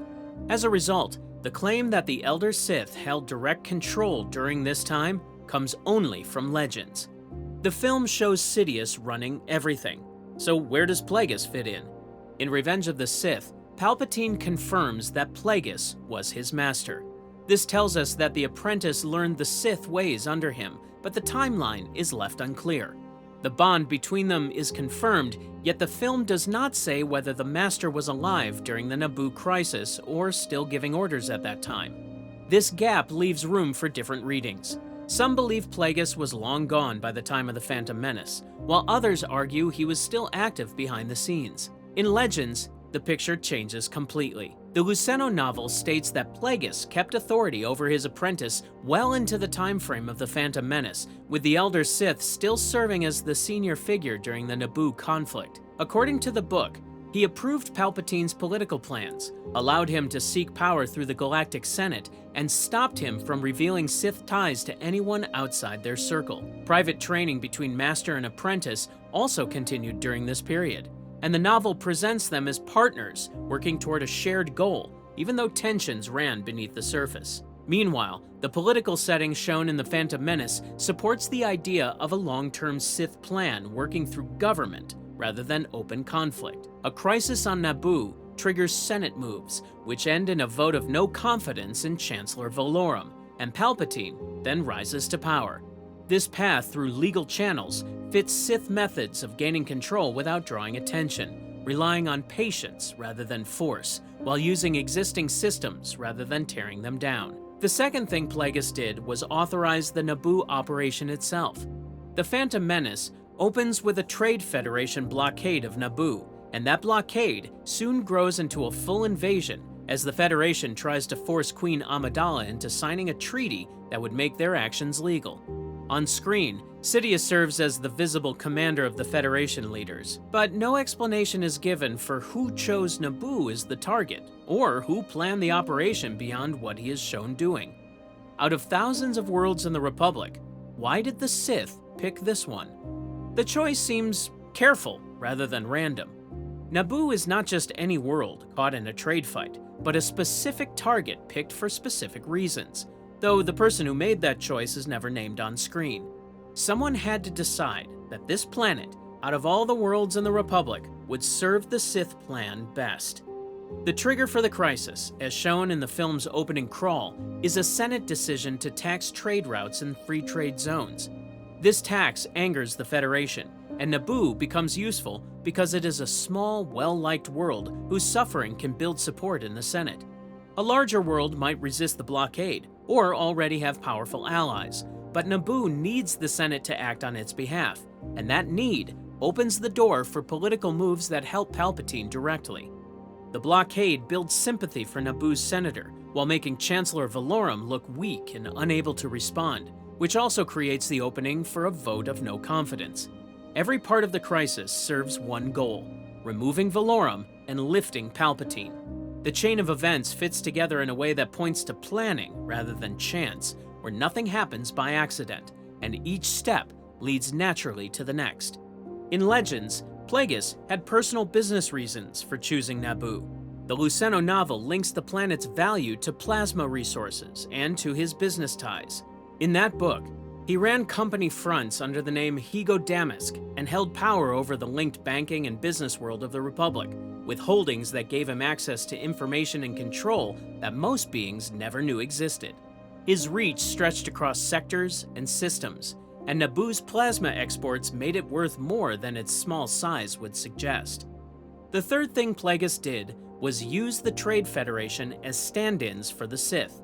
In The Phantom Menace, the Federation serves as the public attacker, with Newt Gunray and the other leaders taking the blame for the blockade and invasion, while Sidious talks to them from a distance, using threats and secrecy to keep control. This arrangement allows business actors to commit the open act, while the Sith stay mostly unseen. The Federation serves as a shield between the true planners and public blame.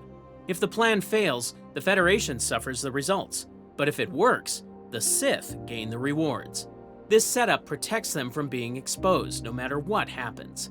The Federation had no idea who they were really working for. In the film, the Federation does not seem to grasp the Sith's true goal. They seek gain, protection, or political cover, and they know that they are being directed by a powerful figure, yet they do not know the full size of what they serve.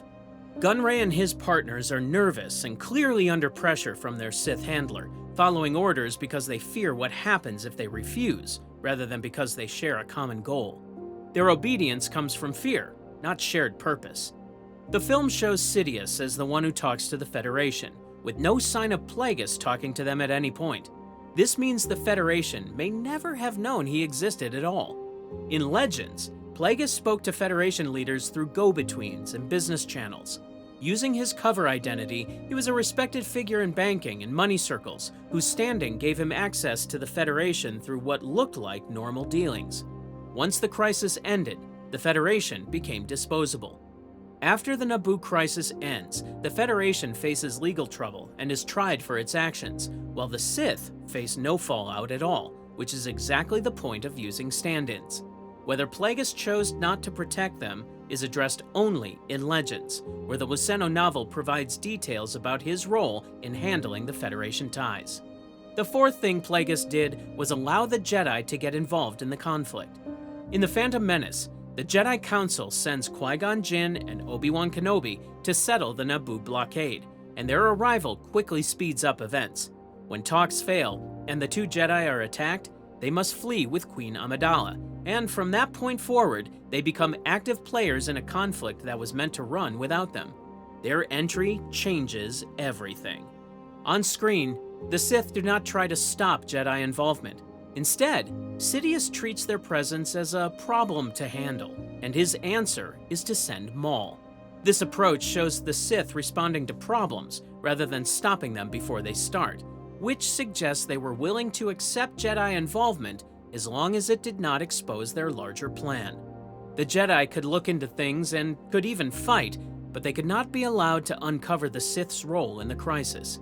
Throughout the film, the Jedi never meet Sidious, but instead meet Maul under unclear conditions, and only later do they figure out the Sith have returned. This delayed discovery gives the Sith time to finish their political moves without being stopped.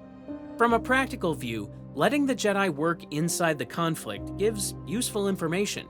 Their methods become visible, their priorities become clear, and their weak points become usable, since the Sith can learn from watching how the Order responds to pressure. In the film, the Jedi show that they focus on protecting the Queen and following Senate rules, that they are willing to act alone when needed, and that they trust in the Force, but can be caught off guard by Sith tactics. All of this is useful to anyone watching closely. In Legends, Plagueis was watching the Jedi the entire time. The Luceno novel shows him as aware of Jedi movements and content to watch rather than to step in directly. According to the book, the Sith had studied Jedi behavior for generations and knew how the Order would respond to a crisis like Naboo. The Jedi's presence creates results that ripple through the rest of the story, since they find Anakin Skywalker, they fight Maul, and they survive to report that a Sith has appeared. Each of these outcomes follows from the first choice to let them enter the conflict, rather than block them at the start. The fifth thing Plagueis did was approve the deployment of Darth Maul. In The Phantom Menace, the Zabrak warrior serves as Sidious's attack dog, sent to chase the Jedi and Queen while fighting Qui-Gon on Tatooine before later facing both him and Obi-Wan on Naboo. He speaks little and acts with purpose since his role is simple: remove obstacles to the Sith plan. He does not ask questions or seek glory, but simply follows orders and carries them out. His visibility is controlled and planned.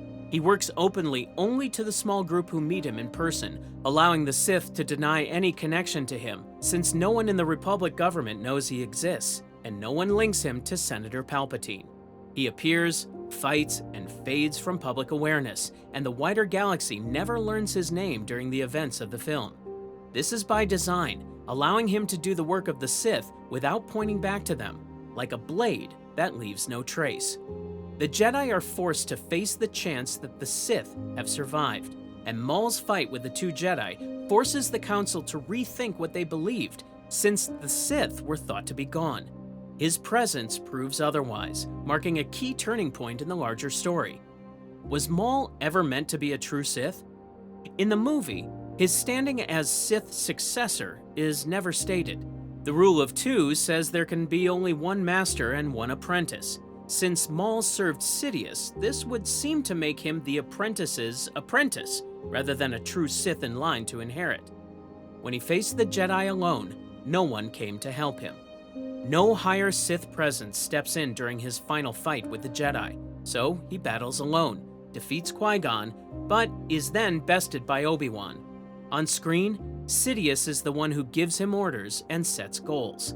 In Legends, Plagueis held final say over Maul's actions as the senior Sith. However, the Luceno novel also shows a layered power balance where Sidious handled daily work while his master focused on larger goals.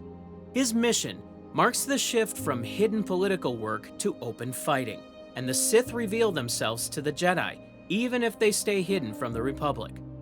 The sixth thing Plagueis did was decide how to handle Qui-Gon Jinn and Anakin Skywalker. In The Phantom Menace, Qui-Gon is a senior Jedi who acts on his own at key moments during the Naboo crisis, finding Anakin on Tatooine and insisting on bringing the boy to Coruscant for Jedi testing. This makes him unusually important for the long-term path of the galaxy, since his choices during the Naboo crisis set events in motion that would shape the future of the entire Jedi Order. Without him, Anakin might never have left Tatooine. Did Plagueis know about Anakin? And if so, what did he plan to do about it? In the film, Qui-Gon saw something special in Anakin and believed the boy might be the chosen one spoken of in the Jedi prophecy. This belief led him to push the Jedi Council to accept the boy for training, even when they raised concerns, and he would not let the matter rest. Canon remains silent on any orders Plagueis gave about Qui-Gon's fate. Sidious is the shown commander who sends Maul, and the assassin was sent to deal with the Jedi as a group rather than to target one of them alone. The same limit applies to the boy. On screen, no one talks about him as a target since Sidious and Maul focus on the Queen and the Jedi who protect her, while Anakin is not part of their stated task. In Legends, Plagueis noticed Anakin immediately and chose to wait rather than act. The Luceno novel describes Plagueis becoming aware of Anakin's unusual Force presence. Because the Sith Lord had long sought to create life through the Force, the appearance of a boy with no father raised questions he could not set aside. The novel suggests the Sith took an interest in the boy, but did not move against him at this stage since patience held more value than quick action. With Qui-Gon gone, Obi-Wan becomes the boy's master, and the bond that grows between them shapes the path of the Clone Wars and beyond. The young Kenobi was not his former master since he trained Anakin in a different way and related to him in a different way, and these gaps would matter greatly in the years ahead. The seventh and final thing Plagueis did was oversee the outcome of the entire crisis. The Phantom Menace ends with Palpatine elected Supreme Chancellor after the vote of no confidence in Valorum succeeded. The Naboo crisis created the perfect conditions for him to rise to the highest office in the galaxy. The blockade, the invasion, the Queen's flight to Coruscant, and her emotional speech before the Senate all served a single purpose. Palpatine now holds the highest office in the Republic, and he gained this power without anyone knowing his true nature. To the Senate, he looked like a victim of events who rose to meet the moment, while to the Jedi, he seemed like a politician they could work with. The Sith plan worked perfectly, and no one in the galaxy had any idea. The Jedi confirmed that a Sith appeared during the crisis, yet the Sith Order stays hidden as a group, and the Republic does not treat it as a public enemy. The Council debates whether the Master or the Apprentice remains, but they do not know the answer, and the audience is left with the same question. What happened to Plagueis after the film ended?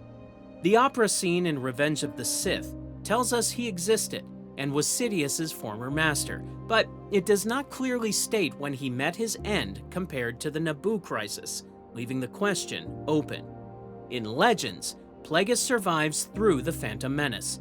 The Luceno novel places his final moments shortly after Palpatine's election, with that timing placing his end at the very end of, or just after, the film's story window.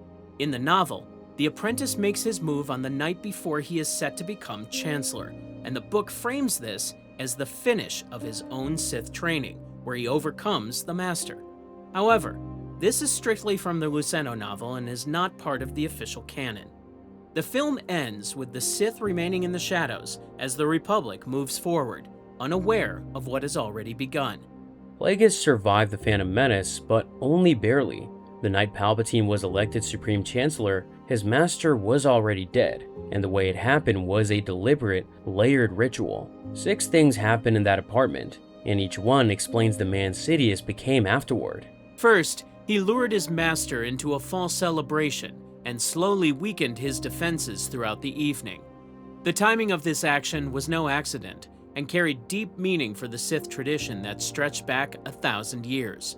James Luceno's novel, Darth Plagueis, reveals that the attack took place on the night before Palpatine was elected Supreme Chancellor of the Galactic Republic. This was 32 BBY, and the political crisis on Naboo had been created specifically to push the Senator into the highest political office in the galaxy.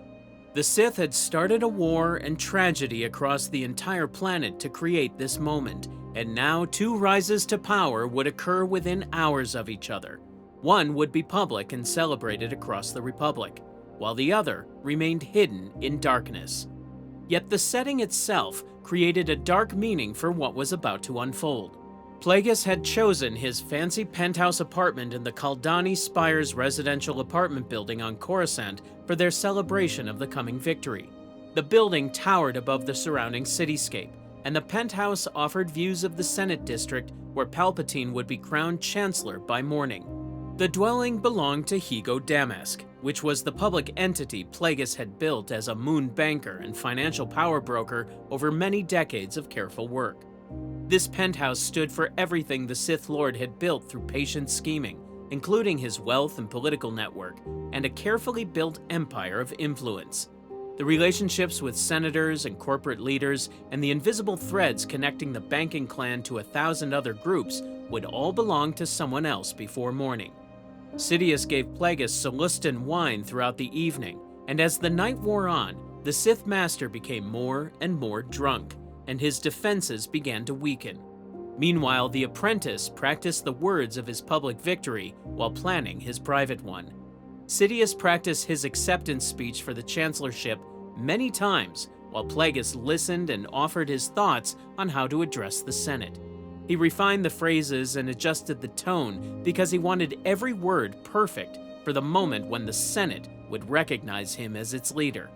All the while, he was planning the private victory that would come first. The guard of Plagueis lowered, and his awareness dulled because he trusted his apprentice completely after decades of working together toward this moment. They had schemed side by side against the Jedi, the Republic, and the galaxy itself, and the Moon believed they shared a bond that went beyond the traditional Sith relationship of suspicion and certain betrayal. This trust would prove to be his deadly mistake, because the dark side had already chosen his replacement. Eventually, Plagueis fell asleep, and the dark side of the Force called to the Senator of Naboo to take his place as the ruling Sith Lord. Second, he attacked with deadly accuracy the moment his master fell asleep. Sidious targeted the specific weakness that would make fighting back impossible. The moment had arrived after years of patient waiting and careful planning. He struck with powerful force lightning that destroyed the breathing device Plagueis had been forced to wear since surviving a Maladian attempt on his life in 52 BBY. Without the breathing device working properly, the Moon began to suffocate while his apprentice watched, and what followed was darkly ironic in ways that would echo through Sith history for generations to come. The Sith Lord, who had given his existence to beating the end of life, who had spent decades studying midichlorian control and the secrets of living forever, now choked on his last breaths while his apprentice watched. Palpatine struck him with force lightning and choked every last bit of air out of his master. He continued his attack until he was certain Plagueis had passed, because there would be no recovery, no trick, and no survival this time. The method itself was important and revealed much about the future Emperor's character and his approach to removing obstacles. There was no warning, no trial, and no fight between equals. The attack came while Plagueis slept, striking him when he was most open and showing how Sidious would later ambush the Jedi. Even in victory, Sidious hesitated and feared his mentor might have outsmarted him because of his knowledge of life and what came after. The answer involves a cruel irony that speaks to the nature of the dark side itself. The Legends novel shows that the Force had basically abandoned Plagueis due to his experiments with the midichlorians and his desire to bend the will of the Force by making life last longer. His scientific approach to the dark side had created a distance between himself and the very power he sought to master through research. Plagueis also suffered from physical limits that came with his injuries. The Maladian attackers, who had come after him 20 years earlier, had left him needing the breathing device that Sidious destroyed with his opening strike. Even if Plagueis had woken in time, his body was weakened in ways that would have made fighting back difficult against a prepared and ruthless attacker. Third, he delivered a crushing speech that revealed his true feelings about their entire relationship. As the moon lay struggling for breath, Sidious spoke words that exposed decades of hidden anger and planned manipulation. He called his master a useless old fool and recounted their entire history together with brutal honesty. It was Higo Damask as Darth Plagueis who came to Naboo to exploit the planet's plasma and set the Trade Federation up as its overseers. It was Plagueis who set his sights on a seemingly confused young man and, with careful skill, pushed him into ending his father, mother, and siblings. The apprentice continued his verbal attack without mercy because it was Plagueis who took him as an apprentice, sharing some knowledge but keeping the most powerful secrets and denying him his wishes as a way to control him while filling him with deadly rage and turning him to the dark side. It was the master who criticized the early efforts of his apprentice and who once choked him to show who was stronger. Whether these accusations were entirely true or merely excuses, they revealed how Sidious saw every part of their relationship as control that he now returned in kind. Yet even in this moment of betrayal, Sidious recognized his master's role in his rise. Even all that the moon had taught him might not have been enough to take the final steps to the chancellorship without help in controlling the Senate and bringing into play various allies across the galaxy. Plagueis had used his identity as Higo Damask to open doors that the senator from Naboo could never have opened alone. The banking clan, the Trade Federation, and corporate leaders across dozens of systems all came from connections the master had grown over decades. Sidious admitted he could not have succeeded without his master, and this admission revealed the truth about their entire relationship. Sidious had taken knowledge, resources, and political power first, and drained everything useful from his master before throwing him away. The partnership had always been temporary from one side at least, because Plagueis saw a partner, while Sidious saw a stepping stone to greater power. Sidious saw the openness of Plagueis as a weakness and used it throughout their entire relationship. In his speech, he accused the moon of sharing some knowledge, but keeping the most powerful secrets, and claimed his master had denied him his wishes as a way to control him. Fourth, he openly rejected the vision of Plagueis for shared rule and restored the traditional Sith path. This action was not simply about power, because it was about beliefs and the future of the Sith Order itself. Plagueis had spent decades trying to reshape what it meant to be Sith, and Sidious rejected every part of that vision in a single night of violence. The Secrets of the Sith explains that Plagueis taught his apprentice that 2 Sith were required for their dangerous schemes. If they worked together following the Rule of 2 by Darth Bane, they would succeed in controlling the full power of the dark side and rule forever for 10,000 years. The Darth Plagueis novel describes how the moon promised to break the cycle of betrayal entirely and create something new in Sith history. Although the training would be hard, the master assured his apprentice that they would be free of the Rule of 2 and its requirement that one must fall for the other to rise. They would neither keep any secrets from each other, nor feel any jealousy or distrust in their relationship. They would serve the dark side together as equals in power and purpose, and partnership would replace fear in this new vision of what the Sith could become. However, Plagueis went even further by attempting something rarely achieved in Force history. Inspired by the doctrine of the Dyad, he tried to create a powerful bond with Sidious that would have been a unique Force bond as strong as life itself. Such a connection would make betrayal impossible because their fates would be linked together forever. However, Plagueis was unable to form the Dyad despite his great power, and his failure convinced Sidious that his master was not worthy of the task. The difference between master and apprentice was basic and impossible to bridge from the very beginning. Plagueis wanted to live forever because he believed the secret lay in science and wanted to escape the rule of two through eternal life. If both Sith Lords lived forever, neither needed to pass for the other to advance. Sidious chose a different path entirely because he embraced replacement, and he betrayed and destroyed his Sith master to train his own Sith apprentice, Darth Maul, because the rule of two limited their ranks to 2 Sith Lords at any given time. In his speech, Sidious openly rejected the shared rule model with words that revealed his true nature, declaring that now that they had won the race, he did not need a partner, because the presence of his master and unnecessary advice would only confuse matters. The words were meant to hurt, because the apprentice was not just ending his master, but rejecting the entire way of thinking. He had never planned to share power, and had only pretended to accept the vision while planning to restore the traditional Sith path. One Sith believed the future meant ending the cycle of betrayal forever, while the other believed the cycle was the point. Plagueis wanted change, but Sidious wanted tradition, and tradition won that night in the penthouse above Coruscant. Fifth, he completed the ritual change as the dark side proclaimed his reign through a tremor that shook Coruscant. The doubt Sidious experienced passed quickly, and in its place came a dramatic shift in the Force that the new Sith Master experienced as a moment where the dark side would control him as much as he would control it.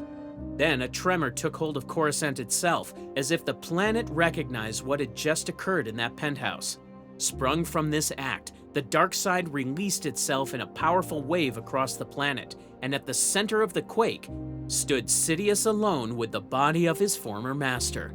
A rush of voices from near and far, and from present and ages past, filled his thoughts, and those voices proclaimed his reign and cheered the start of a new order that would reshape the galaxy. Following the tradition of the Sith Order, the apprentice had completed his dark side training by ending his master through the path Darth Bane had set up 1,000 years before.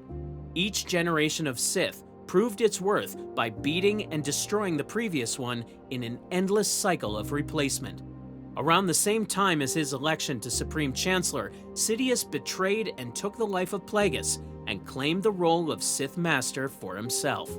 Political and Sith changes aligned perfectly as one identity ended and another began. The Empire existed in form before it existed in name because Sidious had taken over the financial empire of Plagueis through Damask Holdings, and all the setup of imperial power was already in place, while the announcement would come later. Remarkably, this mirrored what happened to the Master of Plagueis years before. The Legends novel shows that when Darth Plagueis took the life of Darth Tenebrous, the Force called out to him in a similarly uncertain way that the moment had come and he should claim his stake to the dark side. Tenebrous had been a Bith Sith Lord who focused on building things, including starships, weapons, and plans that stretched across decades. He had trained Plagueis in the ways of the dark side while doing his own secret experiments in midichlorian control. When Plagueis struck him down in a collapsed mineshaft, Tenebrous believed his mind would survive through his research. But he was wrong, and his apprentice took everything he had built. The same call that raised Plagueis now raised Sidious as the dark side spoke to one generation of the Sith and then spoke the same words to the next.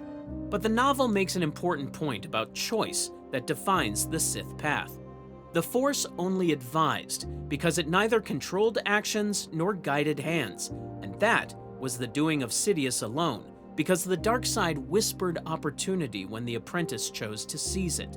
The responsibility belonged to Sidious, and not to some mystical command. His final words to the dying Plagueis made his plans clear beyond any doubt or question.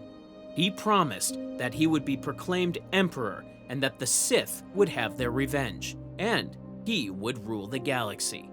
This was not pride or empty boasting, but prophecy and a statement of absolute certainty about events already set in motion through decades of careful planning. Sixth, he took everything his master had built and immediately set the grand plan into motion. With Plagueis gone, Sidious did not just gain the title of Master, but acquired major assets, as canon sources confirm.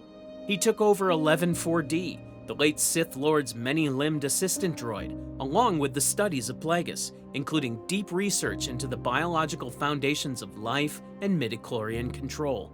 These studies contained decades of experiments and observations that Plagueis had gathered in his quest to beat mortality.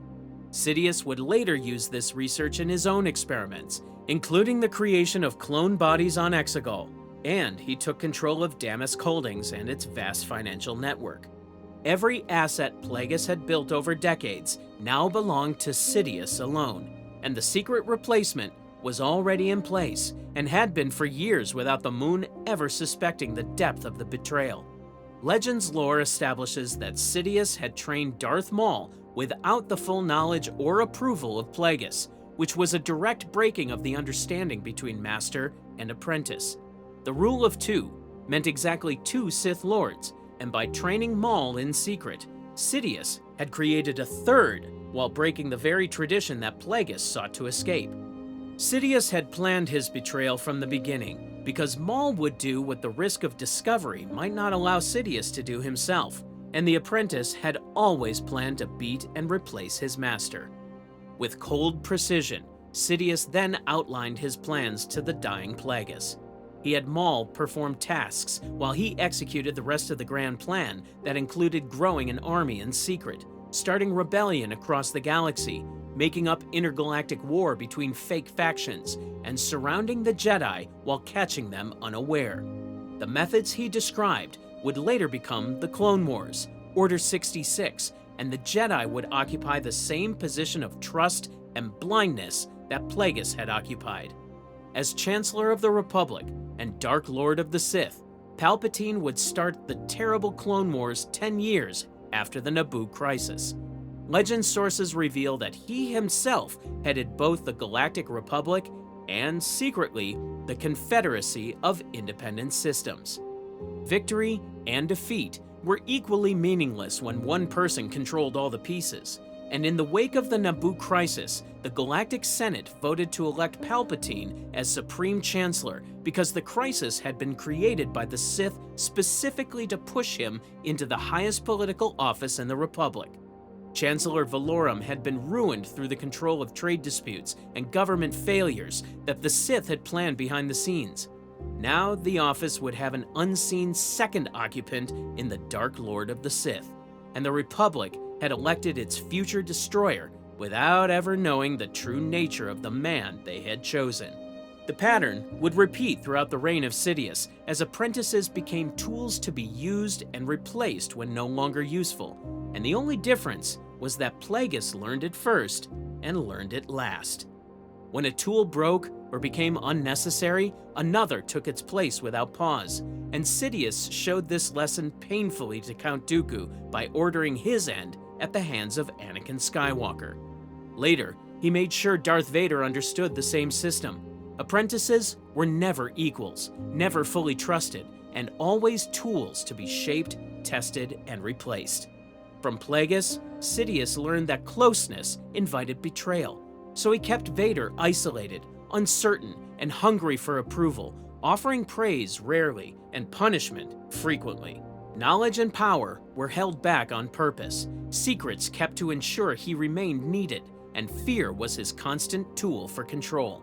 Every apprentice learned that their role was never a partnership, but usefulness, and their ambitions were always less important than his plans.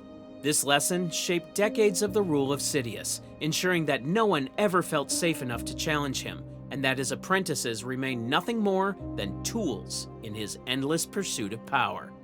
The central irony of the demise of Plagueis is stated directly in canon sources that describe what made it a tragedy.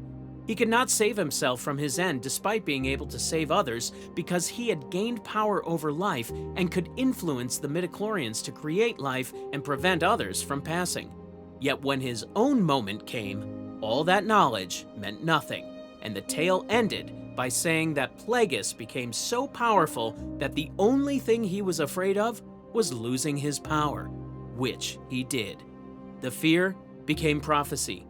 In truth, the Empire was born on that night, even though the galaxy would not learn of it for over a decade. With Plagueis gone, Sidious was now the sole Dark Lord of the Sith, and Legends sources confirm that no rival, partner, or limit remained. There was clarity now, with one Sith, one vision, and one path forward toward galactic control. The body of Plagueis was never recovered by the authorities, and no public record of his end was ever filed.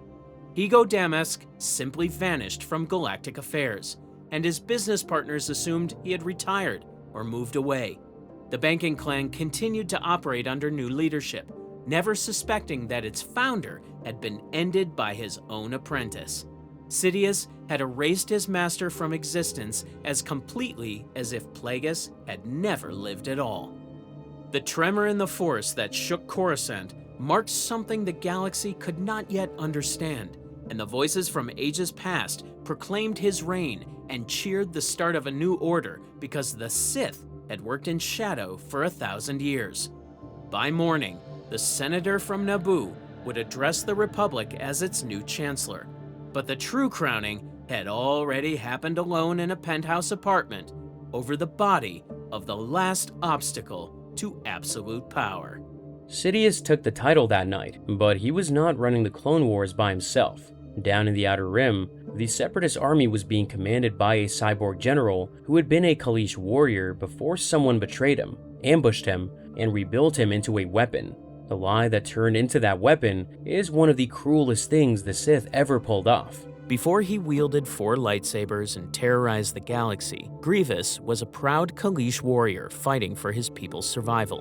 Born around 60 BBY on Kalee, Kimayan Jai Shilal became the people's greatest champion against the invading Yamri. The Yamri, also known as the Hook or Soulless Bugs, had invaded Kaleesh space with superior technology and overwhelming numbers. This wasn't a territorial dispute. It was a devastating invasion where the Huk coveted the Kaleesh as slaves. By age 22, he was revered as a demigod for his Huk kill count during the brutal Huk battles. In later campaigns, he also overthrew nations and slew kings. But the death of his lover Ronderu in a battle led him to abandon his birth name and rename himself Grievous as a lifelong symbol of his grief. Even after driving the Huk from Kalee, Grievous carried that name with him as he pursued them into their colony worlds, capturing planets and using conquered ships against them. However, Ronderu's death was only the beginning of Grievous's tragedy. Just as he was finally turning the tide against the Huk invaders, the Galactic Republic intervened on the wrong side. Jedi Masters T'Chuka Dune and Jamar led a Republic task force on behalf of the Huk, viewing the Kaleesh as aggressors despite the clear evidence of brutal Huk assault. The Republic imposed heavy fines and embargoes on Kalee, leaving Grievous's people starving, while their enemies rebuilt under Republic protection. Hundreds of thousands of Kaleesh died from starvation as a direct result of these sanctions. This betrayal planted the first seeds of Grievous's hatred for the Republic and the Jedi who served it. He had fought honorably to protect his homeworld, only to watch the Jedi condemn his people to death through misguided intervention. The warrior who had once believed in justice began to see the galaxy as a place where only power mattered. Desperate to save his dying world, Grievous made a deal that would seal his fate. When the intergalactic banking clan, led by Chairman San Hill, offered to assume Kalee's massive war debts in exchange for Grievous's services as a collections agent, he had no choice but to accept. Though initially disgusted by the arrangement, he became IGBC's willing enforcer, taking command of the clan's private army of droid enforcers. His Kaleesh title was Kagan, not an IGBC rank, but the debt for service deal lifted Kalee's crushing financial burden. While this arrangement granted Grievous access to advanced military technology and unlimited resources, it also subjected him to the control of beings who viewed him as nothing more than a useful tool. San Hill and his associates had plans for Grievous that went far beyond simple mercenary work. They needed a commander capable of leading the largest droid army in galactic history, and they were willing to do anything to create such a being. With San Hill's permission, Grievous asked for more intelligent droids. As a result, IG-100 Magna Guards were produced to replace his fallen Kaleesh elite and presented to him later after his transformation. He soon demanded they be trained by him and reprogrammed to fight like his former Kaleesh comrades. By 29 BBY, Grievous had learned that the Yamri were desecrating Kaleesh burial sites, committing acts of sacrilege that demanded immediate and brutal vengeance. Against direct IGBC orders, he prepared to abandon his contract and resume the Huk War with his elite bodyguards, the Isvashra. Unknown to Grievous, this decision would trigger the conspiracy that had been building around him for months. What happened next would transform a proud warrior into the galaxy's most feared cyborg.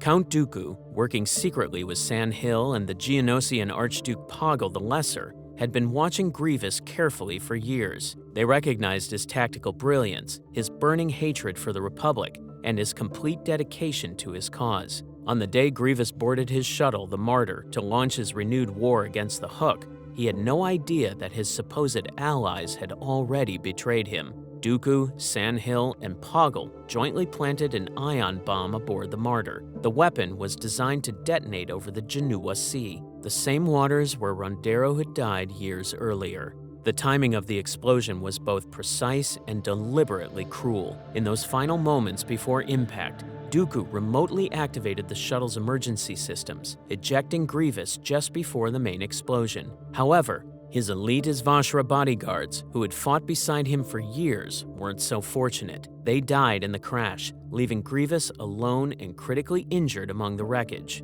The rescue that followed was every bit as calculated as the sabotage that preceded it.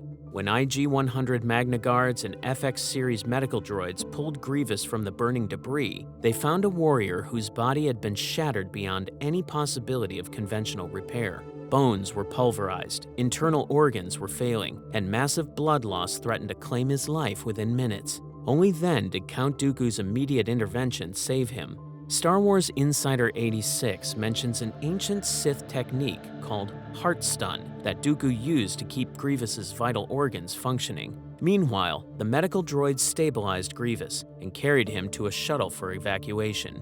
But this salvation came with a price that Grievous would never fully understand or forgive. During the rescue operation, Dooku fed him a carefully crafted lie designed to redirect his rage toward a more useful target. He first planted the idea that the Jedi themselves were responsible for the sabotage, adding Republic treachery to the growing list of crimes Grievous could never forgive. This deception served multiple purposes. It increased Grievous's existing hatred while completely hiding the Separatist role in his near-death experience. From that moment forward, Grievous believed with absolute certainty that the Jedi had tried to murder him, fueling a rage that would drive him for the rest of his mechanical existence. Dooku arranged for Grievous's immediate transport to Geonosis, where the most advanced cybernetic facilities in Separatist space waited to begin their horrific work. The journey itself nearly killed him several times. To keep the warrior alive during the long flight, Dooku provided blood from the frozen corpse of Jedi Master Sifo Dyas purely as life support during the transit to Geonosis. In canon, this blood transfusion is unconfirmed. The irony of this life-saving procedure would become another source of Grievous's endless self-loathing. Though it kept him alive, it also filled his veins with the genetic material of the very beings he now hated most in the galaxy. Later, when he discovered the truth, Grievous saw it as a personal failure that the transfusion did not give him any force sensitivity. This frustration became another source of rage that the Sith could easily exploit and manipulate for their own purposes.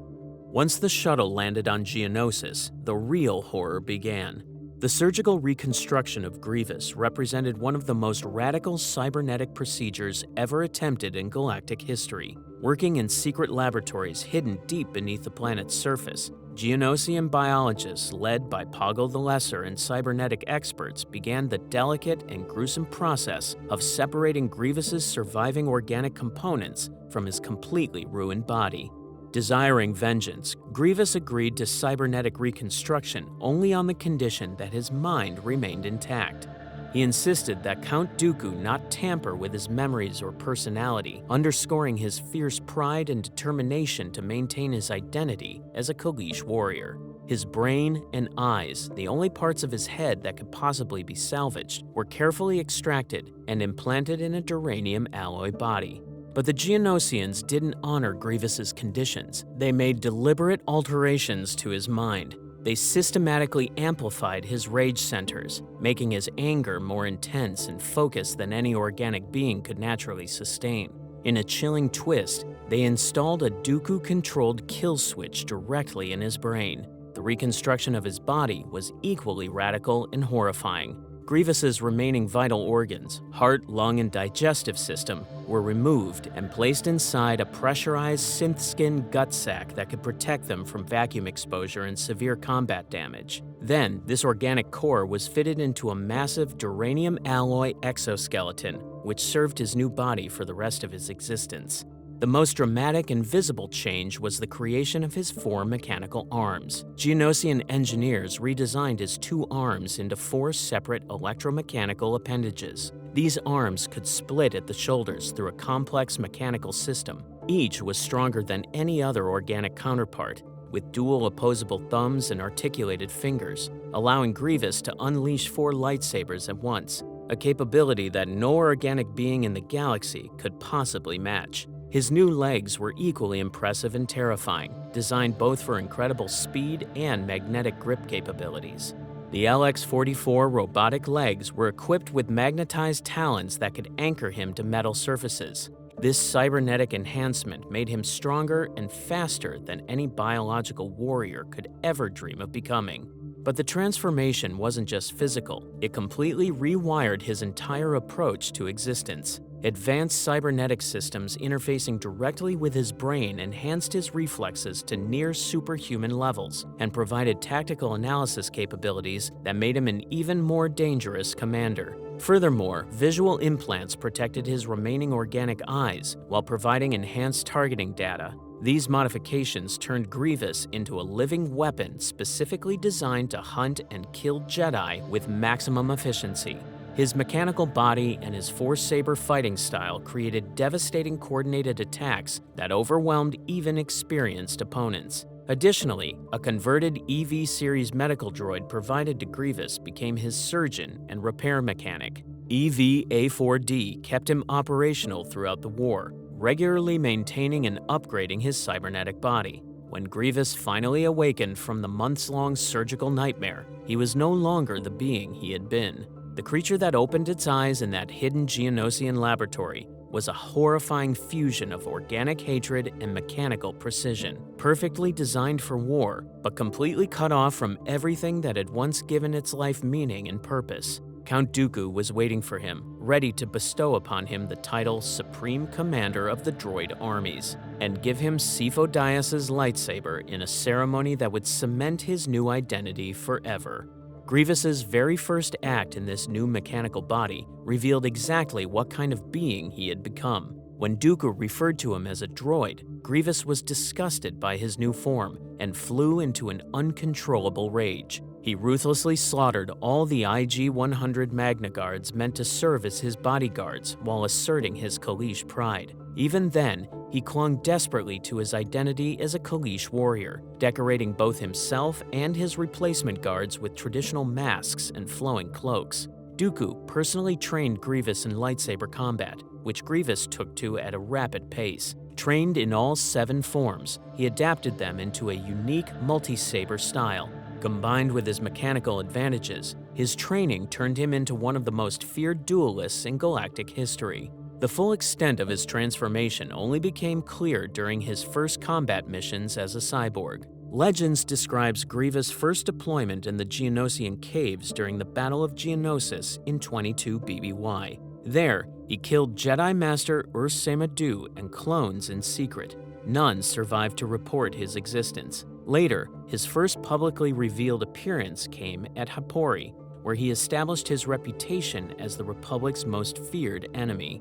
However, even as Grievous began to dominate battlefields across the galaxy, his transformation carried hidden costs. Grievous retained his memories and core personality, but they were now filtered through mechanical senses and enhanced by cybernetic processors that changed how he experienced everything. His emotional responses were artificially amplified, making his anger and hatred more intense without going completely insane. From a warrior who had once fought purely to protect his people, he became a weapon aimed at the galaxy that had betrayed him. Later in his career, during his duel with Mace Windu disabled Grievous's organ sac, severing part of his lungs and aggravating a chronic wheezing, a result of his organic form not taking well to his cyborg implants. Thus, his distinctive cough became a lasting impairment that reminded him constantly of his artificial nature. In canon, the exact cause of his cough is never explained. Yet this cyborg general would terrorize the galaxy for years, collecting lightsabers as trophies and leaving a trail of dead Jedi in his wake. He became a killing machine designed by Dooku and his allies under Sidious's grand design. Grievous was a person before he was a weapon. The same is true of the planets the galaxy treats as backdrops. Dagobah looks like a swamp Yoda picked at random. The reasons he actually picked it have nothing to do with the swamp and everything to do with what the planet does to the Force. According to canon sources, particularly the Clone Wars series, Yoda first visited Dagobah during the war, years before Order 66. He did not find the planet through charts or military reports, and instead, the spirit of Qui-Gon Jinn guided him there. Qui-Gon had learned to keep his mind alive after passing, and through his power, he could speak with the living under certain conditions.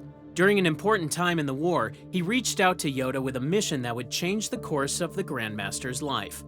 The instructions were strict and left no room for doubt. Yoda had to travel alone. He could not tell the Jedi Council where he was going, and he could not bring anyone with him or record his route. These rules seemed extreme, but Qui-Gon made it clear that the secrecy was necessary for everything that would follow. Yoda, the leader of the entire Jedi Order, obeyed without question. He left Coruscant without explanation. When he landed on Dagobah, he found a world that was nothing like what he expected. The planet was not calm, but instead filled with predators, poisonous plants, and ground soft enough to swallow a ship whole. Thick fog covered everything, and the air was heavy with moisture. Dangerous creatures lurked in every shadow, and survival required constant awareness. Yet, Qui-Gon's spirit called Dagobah pure. This description seemed to go against everything Yoda could see around him. The swamp was hostile in every way, and nothing about it suggested purity or peace. But Qui-Gon was not speaking about the surface conditions. He was speaking about the Force. The Force worked differently there. The living Force, which flows through all creatures, was very strong on Dagobah, and life grew everywhere, wild and aggressive. Every corner of the planet was filled with living things fighting to survive and grow. At the same time, the cosmic force, which connects all things across time and space, also gathered there with unusual strength. These two parts of the Force rarely came together with such strength in one place. Because of this, Dagobah was not peaceful, but flooded with energy. This created something no other planet could offer. The Force on Dagobah did not behave normally, and instead created a kind of noise, a constant, very strong signal that drowned out everything else. On most worlds, a trained Force user could sense individual beings, track movements, and detect emotions. On Dagobah, all of that became impossible because the background energy was simply too loud. For a Jedi trying to disappear, this noise was more useful than any fortress. The Jedi Council never learned about Dagobah. Yoda returned to Coruscant and went back to his duties without saying where he had been.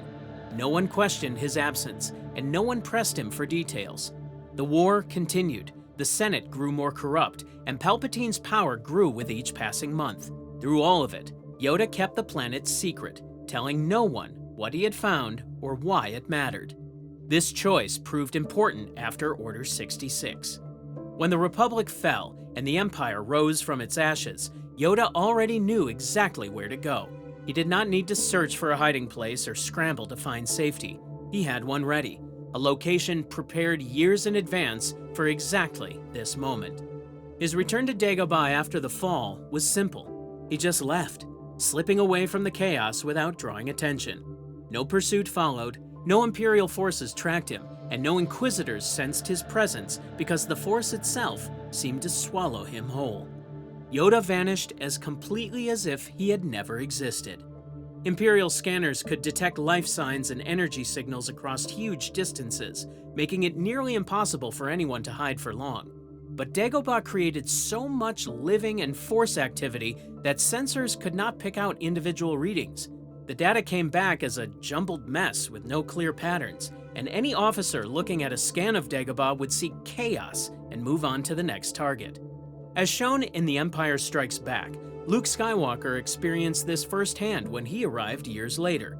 His X-Wing's instruments became unreliable on approach, giving readings that made no sense. Navigation failed and pointed him in the wrong direction. Targeting computers gave information that did not match what his eyes could see. Because of this, Luke crashed into the swamp since his technology simply could not handle what Dagobah was showing it. The planet broke his equipment before he even landed. The Emperor and Vader were among the most powerful Force users in history. They commanded fleets and armies of hunters dedicated to wiping out every trace of the Old Order. They found and ended Jedi on dozens of worlds, tracking them across the galaxy with patience and skill. However, they never found Yoda. Dagobah removed him from the awareness of everyone who might have looked for him. For 20 years, the greatest Jedi in history lived in a swamp, and his most powerful enemies never knew. The dark side played a key role in making this possible. Dagobah contains something that should have made it wrong for any Jedi: a cave filled with dark side energy. The cave existed long before Yoda arrived, and its origins remain unclear even now. What is clear is that it sent out darkness all the time, giving off a signal that any Force user could detect from far away. The dark side radiated from that cave like heat from a fire, impossible to miss for anyone with the ability to sense it. For most Jedi, this would be a reason to stay away. Dark side places drew Sith attention because they were useful for dark side training and practices. They could also change anyone who stayed too long, slowly pulling them toward dark influence and twisted thinking. A Jedi seeking safety would normally avoid such locations at all costs. Yoda made the opposite choice. He settled near the cave on purpose, building his small hut close enough that the cave's energy surrounded him at all times. Every day, he lived within reach of that darkness. This was not an accident or a matter of convenience, but a carefully made plan with a specific goal in mind. The dark side cave was not a danger to Yoda, but his main defense. According to various Star Wars sources about Imperial Inquisitors, these hunters tracked Jedi using the Force itself. They were trained to sense the light side and follow it to its source. When a Jedi acted with kindness or used their powers to help others, they created a ripple in the Force, and that ripple could be traced back to them like footprints in snow. Light side energy left trails that skilled hunters could follow. The more a Jedi behaved like a Jedi, showing compassion, protecting the innocent, using their abilities for good, the easier they became to find.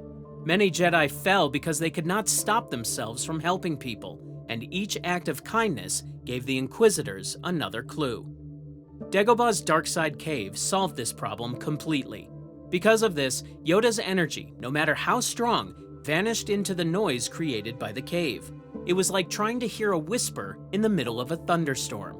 The smaller sound simply could not be detected. The process worked like opposite electrical charges. Light and dark existed in tension, with each able to cancel out the other under the right conditions. Yoda placed himself at the exact spot where his light side signal and the cave's dark side output balanced out.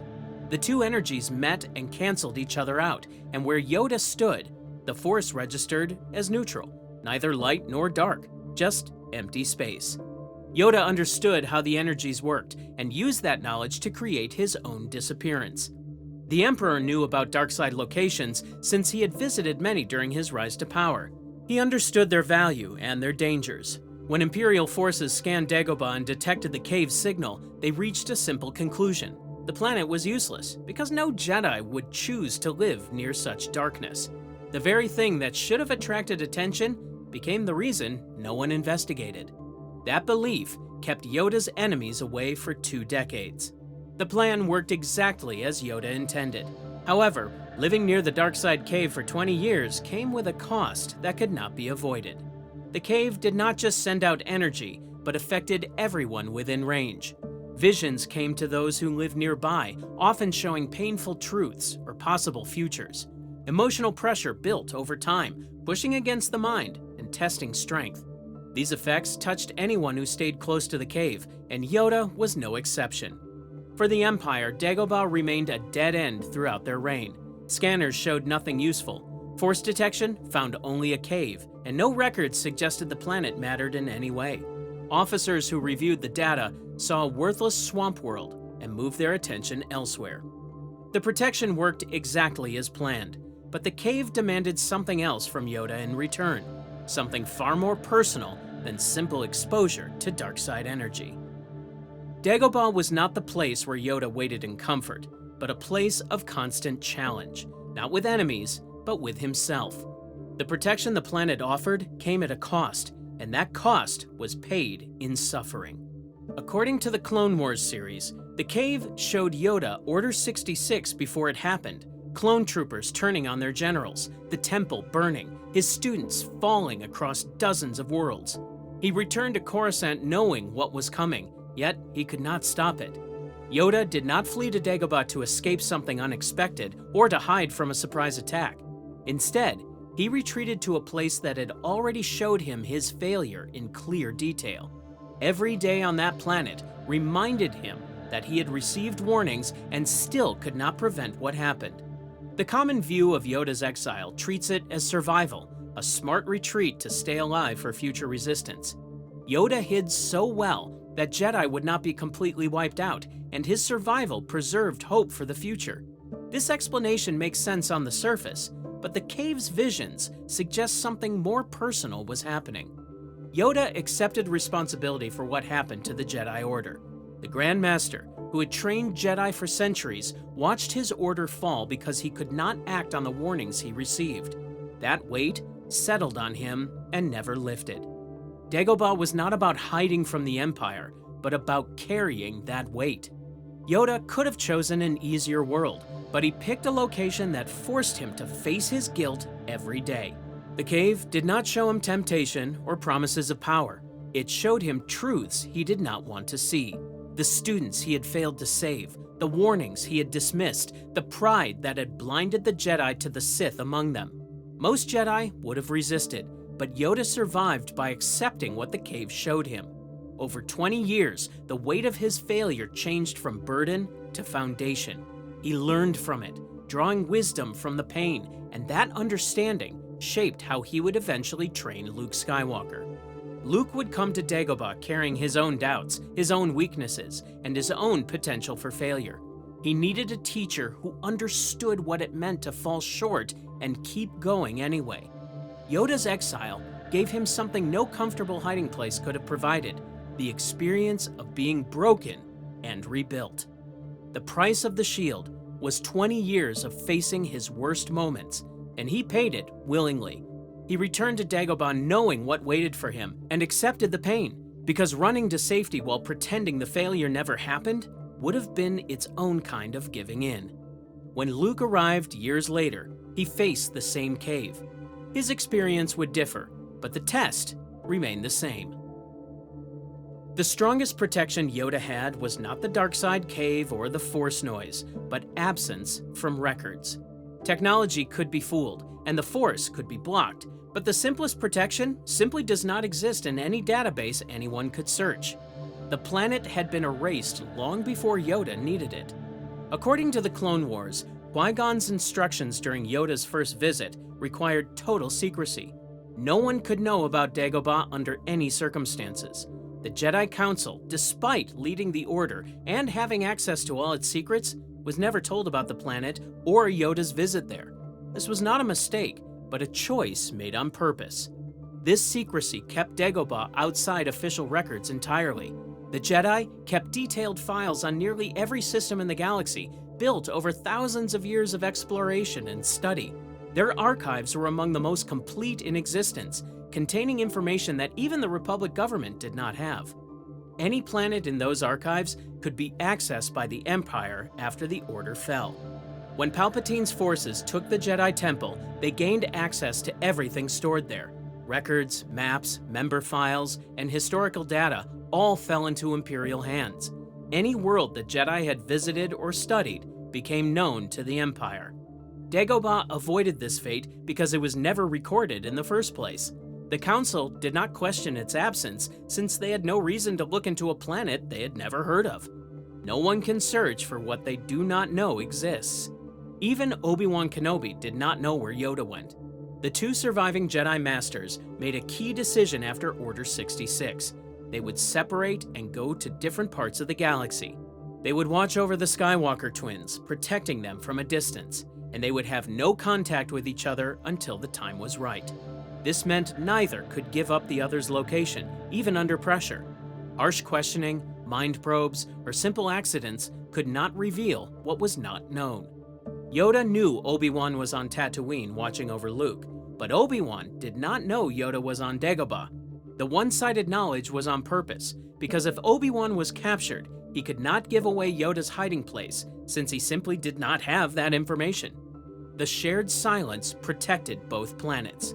Tatooine and Dagobah survived the entire Imperial era without discovery. Luke grew up on one, while Yoda waited on the other, and neither location was found because the needed information existed only in minds that were never captured. The Empire could not force secrets out of people who did not have those secrets, but they could not chase what did not exist in any system they could reach. Luke's journey to Dagobah in The Empire Strikes Back showed how complete the erasure was. He could not find the planet through normal methods because no navigation computer had its location, and no database listed it. Luke reached Dagobah only through Force guidance, a vision that showed him where to go. This was something the Empire could not copy or block because it did not depend on technology or records. The Force itself led Luke to his teacher, going around every system that might have tracked him. Even accidental discovery was stopped. Dagobah stayed hidden throughout the entire reign of the Empire, from the first days of Order 66 to the fall of the second Death Star. After the Empire fell, the secrecy continued. Luke kept Dagobah's location protected even when there was no longer direct danger. The planet where he trained, where Yoda passed, and where he faced his inner darkness, he did not share its location with the New Republic or anyone else. Dagobah existed only in bits and pieces and rumors, and those who knew where it was could be counted on one hand. The secret remained a secret even after the reason for keeping it had passed.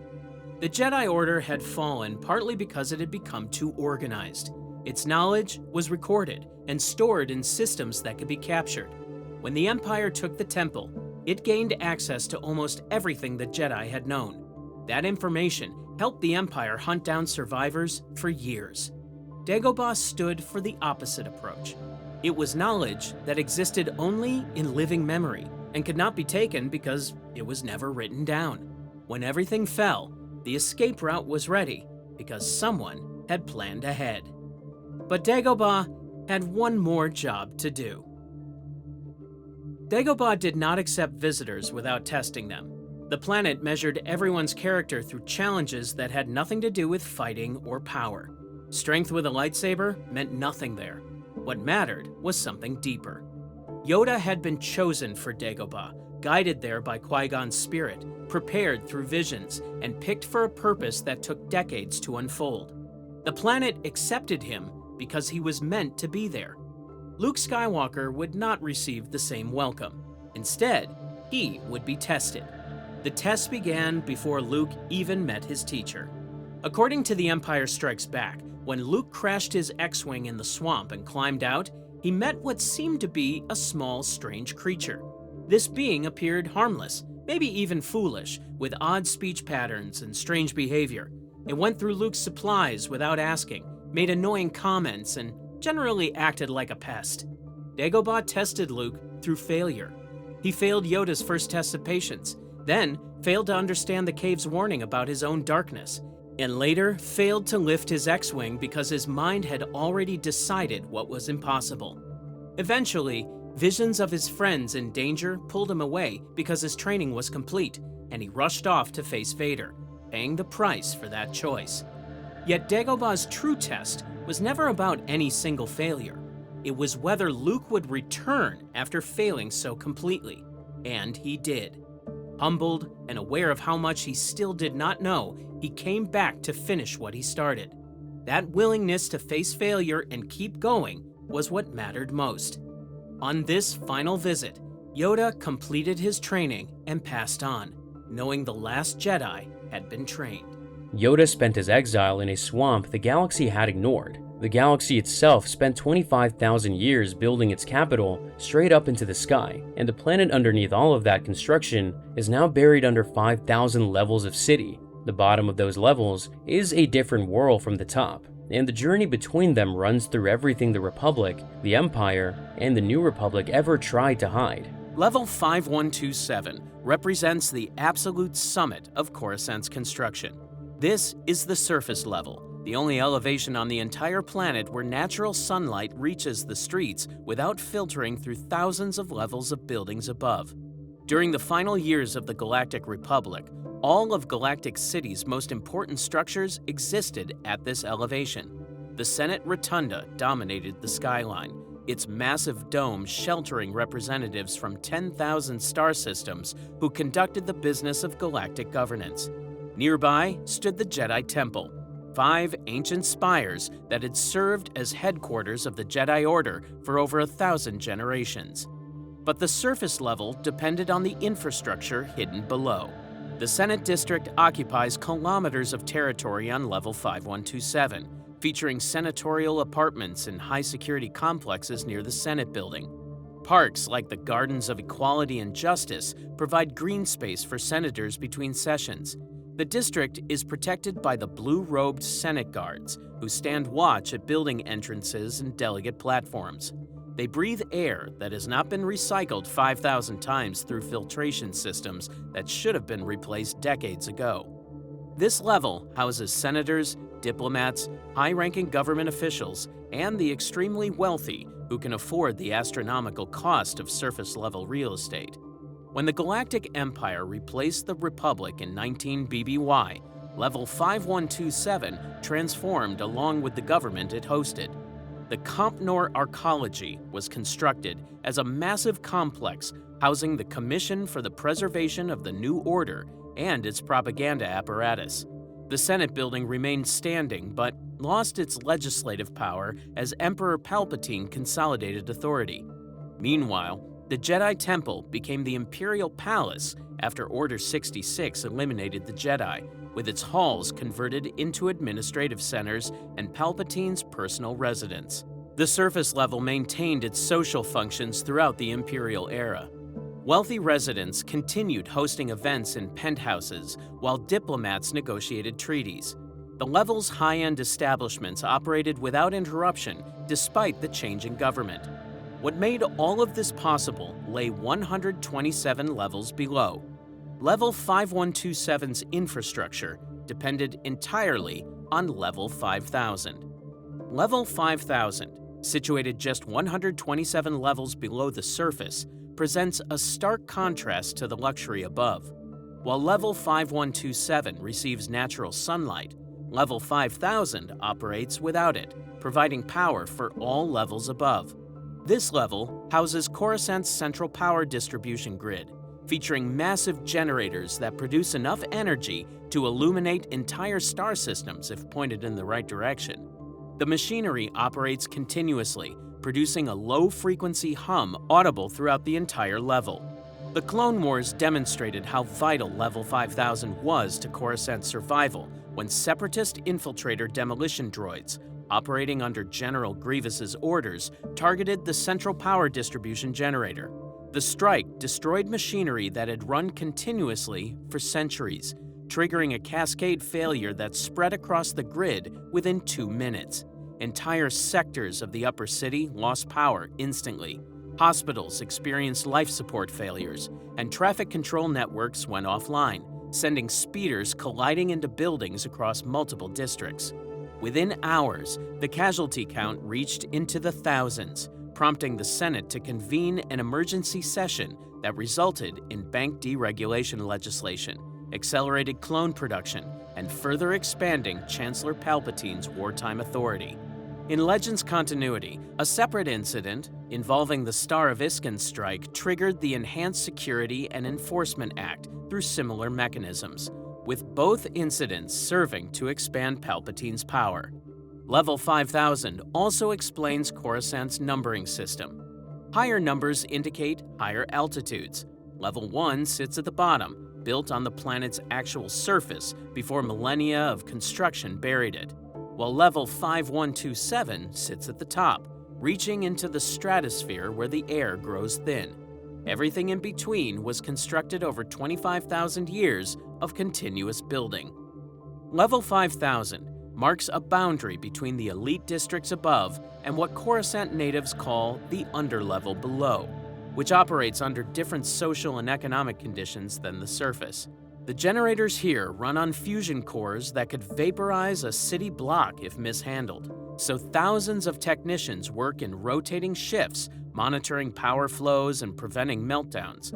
They live in utilitarian housing blocks built directly into the generator infrastructure and rarely visit the surface levels. Yet, their work determines whether billions of beings above have light, heat, and air. The mid-4000 levels reveal the industrial infrastructure that sustained the upper city. Dropping into the 4000s, we leave behind the elite residential spires and enter the upper undercity, a middle band of older industrial zones, commercial districts, and government facilities that keep the machinery of civilization moving forward. Level 4888 exemplifies this zone. Imperial-era records describe it as a manufacturing district that produced everything from droid components to military uniforms around the clock. The factories operate continuously, staffed by beings who have never seen actual daylight and never will during their entire lives. During the Clone Wars, these facilities produced equipment for the Grand Army of the Republic at a pace that would have been impossible without automation and three-shift rotations. After the Empire took control, they switched to producing stormtrooper armor and TIE fighter components without missing a single production quota. The machinery does not care who wins the conflict or what ideology drives the orders. It keeps running, fed by workers who understand that stopping means losing their jobs to someone more desperate. Level 4643 appears in bureaucratic records, but little else. Mentioned in shipping manifests and transit logs, the kind of level that exists but does not matter to anyone important enough to remember it. Warehouse districts like this stretch for kilometers in every direction, storing goods that will be shipped to 1,000 worlds. Cargo speeders move through enclosed highways, hauling containers from landing bays to distribution centers, transporting products that keep the galaxy's economy flowing, while the haulers earn enough credits to avoid starvation. Small cantinas operate in alcoves between warehouses, serving shift workers, while families live in compact apartments carved into old factory buildings. The numbering system reveals something crucial about Coruscant's structure. Level 3204, known as the Alderaanian District, demonstrates how mid-levels functioned during the Republic's height. Alderaanian expatriates constructed an entire neighborhood here, recreating their homeworld's architecture in miniature despite the astronomical cost and engineering challenges. The district featured towers built in Alderaanian architectural style, alongside artificial gardens where specially treated plants grew under UV lamps that simulated Alderaan's sun. The district thrived for centuries, hosting diplomats and artists who wanted a taste of their homeworld without leaving the capital. Then, the Death Star destroyed Alderaan in 0 BBY, and the district transformed overnight into a memorial, a ghost neighborhood where survivors gathered to mourn a homeworld they could never see again. The Empire sealed off the district temporarily, claiming it required investigation, but the real concern was the grief and rage building in the streets. Eventually, the district reopened, but it was never the same. The gardens fell into disrepair, and the buildings stood empty. After the Empire's fall, the fate of Level 3204 remains undocumented in official records. Below 3000, Coruscant's entertainment districts begin. These levels sprawl across kilometers, offering gambling, clubs, and various legal and illegal experiences. Holographic billboards tower 5 stories high, advertising shows and establishments, and the streets operate continuously since no natural day-night cycle exists this far from the surface. but not everyone who entered these entertainment districts came looking for pleasure. The Uscrew Entertainment District on the upper end of this zone became notable during the Republic's final days. Jedi sometimes walked these crowded streets, pursuing bounty hunters or tracking separatist agents through masses of pleasure seekers who did not want to know about galactic politics. Anakin Skywalker chased the shapeshifter Zam Wesell through Uscrew's airways in 22 BBY during the final days of the Republic before the Clone Wars began, dodging traffic while she fled toward the Outlander Club and whatever safety she thought waited there. When he finally caught her in an alley behind a cantina, she fell, attempting to reveal warnings about a plot bigger than anyone imagined. The Outlander Club deserves special mention in any discussion of Coruscant's entertainment culture. This massive establishment sprawled across multiple sublevels, offering gambling, drinks, and end sticks to anyone with credits to spend and discretion to forget what they saw. Inside, a dozen species mingled in the main room while music played continuously. The crowd mixed in ways that would be impossible on the surface. Laborers spending their week's wages, senators slumming for thrills they could not find in legal establishments, smugglers making deals that would never appear in official records, and Jedi hunting leads that might prevent the next crisis. Contraband changed hands in dark corners away from the main floor, while beings exchanged information for payment, understanding that information held more value than gold when used properly. In Attack of the Clones, Obi-Wan Kenobi used a Jedi mind trick on end-stick dealer Ilan Selsabagno here. According to supplementary material, Selsabagno did rethink his life afterward, opening a legitimate fruit business. Further down in the entertainment districts, the Outlander Club was just one establishment among thousands competing for attention. The galaxy's Opera House sat in the district's heart, hosting performances that drew audiences from across the galaxy. The entertainment districts also contained Coruscant's underworld justice system. Level 2623 presents another face of Coruscant that the tourism holovids never mention: justice, underworld style. This level houses detention facilities, prisons built into the city's skeleton, where beings who break the law are stored until someone decides what to do with them. When security forces arrest someone in the lower levels, they do not haul them all the way up to the surface for processing. Too much trouble, too much risk of escape, too much paperwork explaining why a prisoner slipped away during transport. Instead, they place offenders in detention blocks like the one on level 2623, where cells are carved into solid duracrete, and the only light comes from force fields securing the cells. During the High Republic era, over 300 years before the Clone Wars, authorities arrested the intoxicated Toydarian on level 1392 for disturbing the peace. They dragged him down to a detention block on level 2623 to sober up and contemplate his poor life choice, a journey that started 1,392 levels from the planetary core, dropped another 1,231 levels down to his cell, where he would spend the next few days regretting every decision that led to that moment.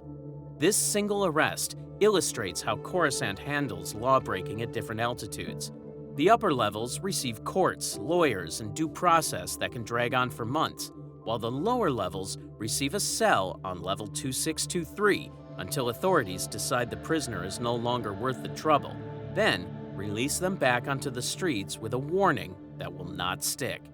These detention levels serve purposes beyond simple punishment, functioning as staging areas where dangerous lawbreakers wait while investigators figure out what to do with them. Some prisoners get transferred upward for formal trials that might result in justice.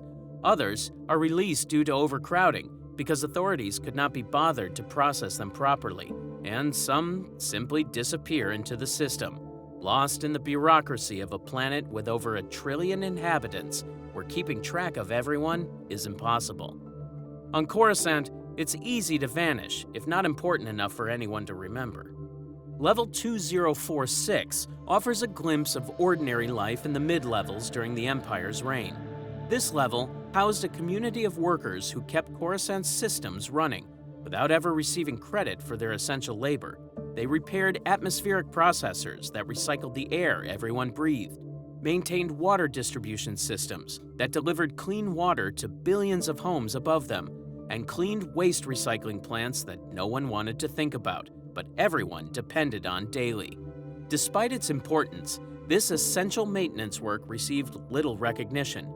A thriving market operated on Level 2046 despite the challenging economic conditions, with shops selling everything from replacement parts to fresh food, though produce quality varied after being shipped through 5,000 levels of the city.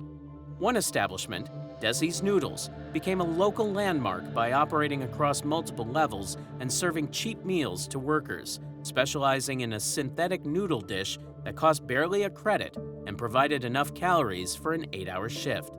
But even these modest lives came under pressure as the Empire tightened its grip on every aspect of Coruscant society.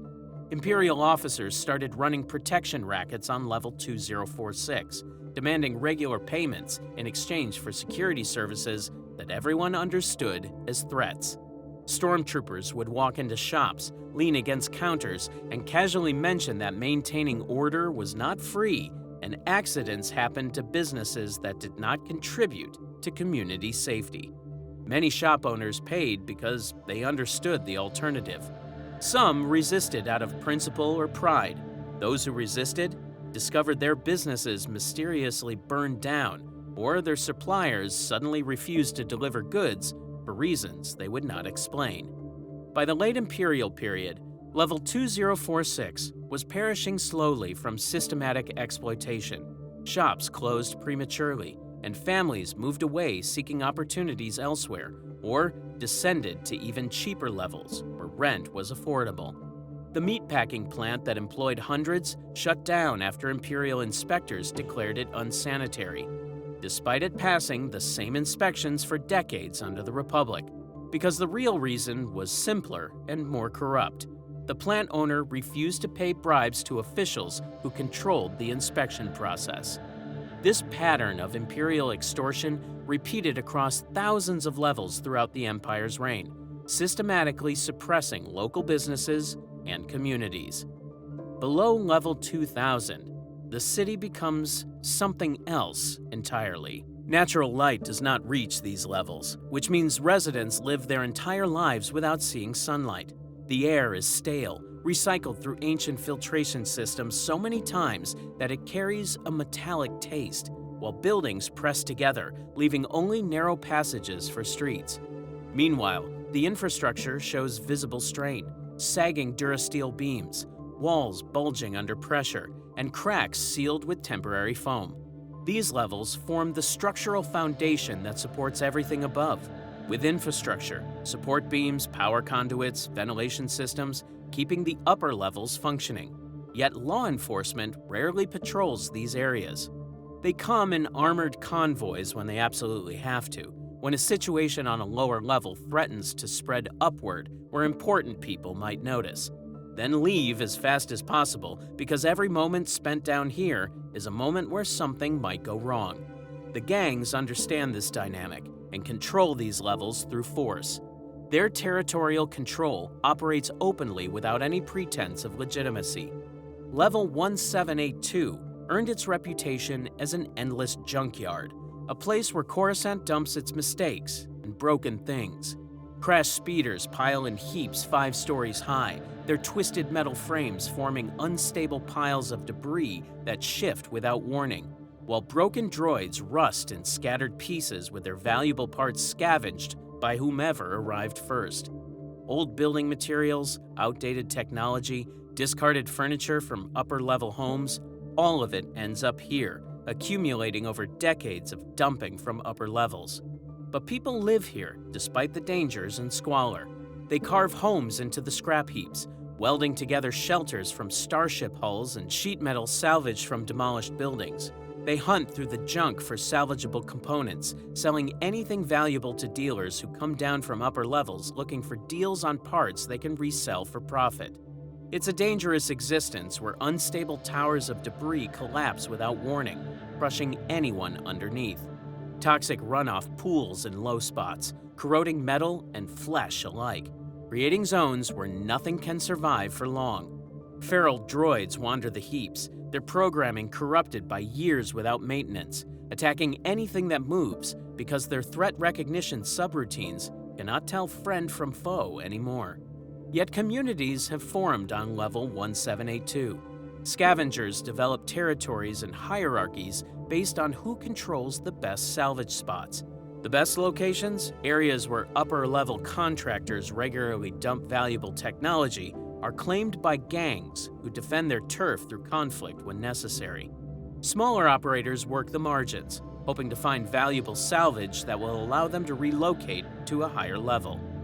Children born on level 1782 grow up in salvage communities, learning to recognize valuable salvage before they learn to read or write. This existence is all they know. Life beyond these heaps of garbage remains unimaginable to them, including levels where the ground is solid and buildings stay standing for more than a few years without collapsing. One story tells of a Herglick informant who directed fugitives to hide on level 1782, reasoning correctly that no one would search a literal trash heap for escaped prisoners. He was right. The fugitives disappeared into the scrap heaps and were never found. Moving deeper into the underworld, the levels reveal how far the Republic's control had truly slipped. Level 1671 sits 3,456 levels from the surface, roughly 2/3 of the way down through Coruscant's urban crust. This level's reputation for criminality stretches back to the final years of the Republic, before the Clone Wars began. In 26 BBY, Lieutenant Tanavos Devo of the Coruscant Security Force raided an arms deal here that made his career and nearly ended his life. The target was Zodu Onglo, a Padawan gunrunner with connections across the underworld and enough cunning to have avoided capture for years. Onglo specialized in moving stolen military-grade weapons, selling them to whoever paid his price without caring what they planned to use the blasters for afterward. On that night, he arranged a deal in a warehouse on level 1671, planning to sell a cache of weapons lifted from a Republic armory to buyers who definitely should not have access to military hardware. Devo's intelligence network tipped him off about the transaction. The lieutenant assembled a strike team and moved in as credits were changing hands and the buyers were inspecting their new merchandise. The resulting firefight illuminated 3 blocks in every direction. Onglo's guards opened fire the instant they spotted badges, not waiting for anyone to announce they were under arrest. Devo's team returned fire immediately, pinning the lawbreakers behind cargo containers while calling for backup that might arrive too late to matter. The warehouse itself was a maze of storage crates and dark corners, perfect terrain for an ambush or a last stand. For 20 minutes, blaster bolts crisscrossed the space, sparking off Durasteel support beams and punching through the cheap corrugated metal walls. Then, Devo flanked the defenders through a ventilation shaft no one was watching, coming up behind them through the darkness and catching them completely by surprise. Onglo surrendered when he felt a blaster pressed against the back of his head and realized his situation had become hopeless. Devo's case report describes level 1671 as a hostile zone where standard law enforcement procedures do not apply. Officers operate surrounded by beings who view them as invaders. The report notes that without proper backup and heavy weapons, entering level 1671 results in casualties. This case file reveals how the Republic viewed its own lower levels. Even before the Clone Wars and the Empire's rise, Coruscant had lost control of huge swaths of the underworld, where outlaws operated openly, and law enforcement only intervened when crimes affected upper levels or someone important demanded action. The 1300s contain the levels that define Coruscant's underworld in popular imagination. The 1300s, especially level 1313, define Coruscant's illicit underworld. These levels are well known in the lower city, but largely unknown on the surface, attracting those seeking to operate outside Republic or Imperial law. Level 1313 sits 1,313 levels up from the planetary core, deep enough that Coruscant's polite society forgot it existed centuries ago. During the Clone Wars, most citizens on the upper levels did not know there was a level 1313, as it was not part of their awareness.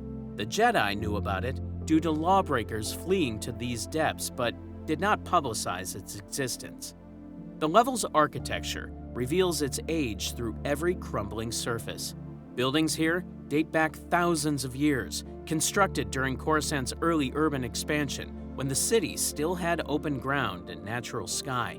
Structures that were never meant to be buried under 5,000 levels of newer construction, but were instead streets and buildings originally constructed on the surface before being buried. But the city built upward continuously, leaving these old districts in permanent darkness. The buildings lean against each other for support, with foundations settling unevenly. Walkways sag under the weight they were not designed to carry, and mold grows on most surfaces due to moisture and poor ventilation. Ahsoka Tano learned about 1313 the hard way when she had nowhere else to run. Falsely accused of attacking the Jedi Temple in 20 BBY, she fled to the underworld to escape Republic forces who thought she was an extremist. With nowhere else to turn and no one to trust, she descended to 1313, hoping to lose herself in the crowds where Jedi rarely ventured. Gangs controlled the streets and demanded tribute. Every transaction required credits and favors, and finding food meant navigating local loyalties and debts unfamiliar to someone raised in the Jedi Temple. She met the Martez sisters, Trace and Rafa, in a repair shop on 1313, where they struggled to keep a legitimate business running. These two young women had been born on 1313 and never left.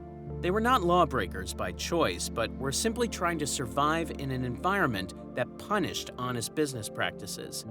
To them, the Jedi were distant figures who never came to the lower levels. When Ahsoka revealed she was a Jedi, they initially did not believe her. The Martez sisters had their own problems that went beyond poverty. They owed money to a gangster named Pintu Sanel, a Quarren enforcer who controlled several blocks of 1313 through fear and casual cruelty. Sanel ran a protection racket that was anything but protective. Pay him or suffer accidents that would destroy everything you worked for.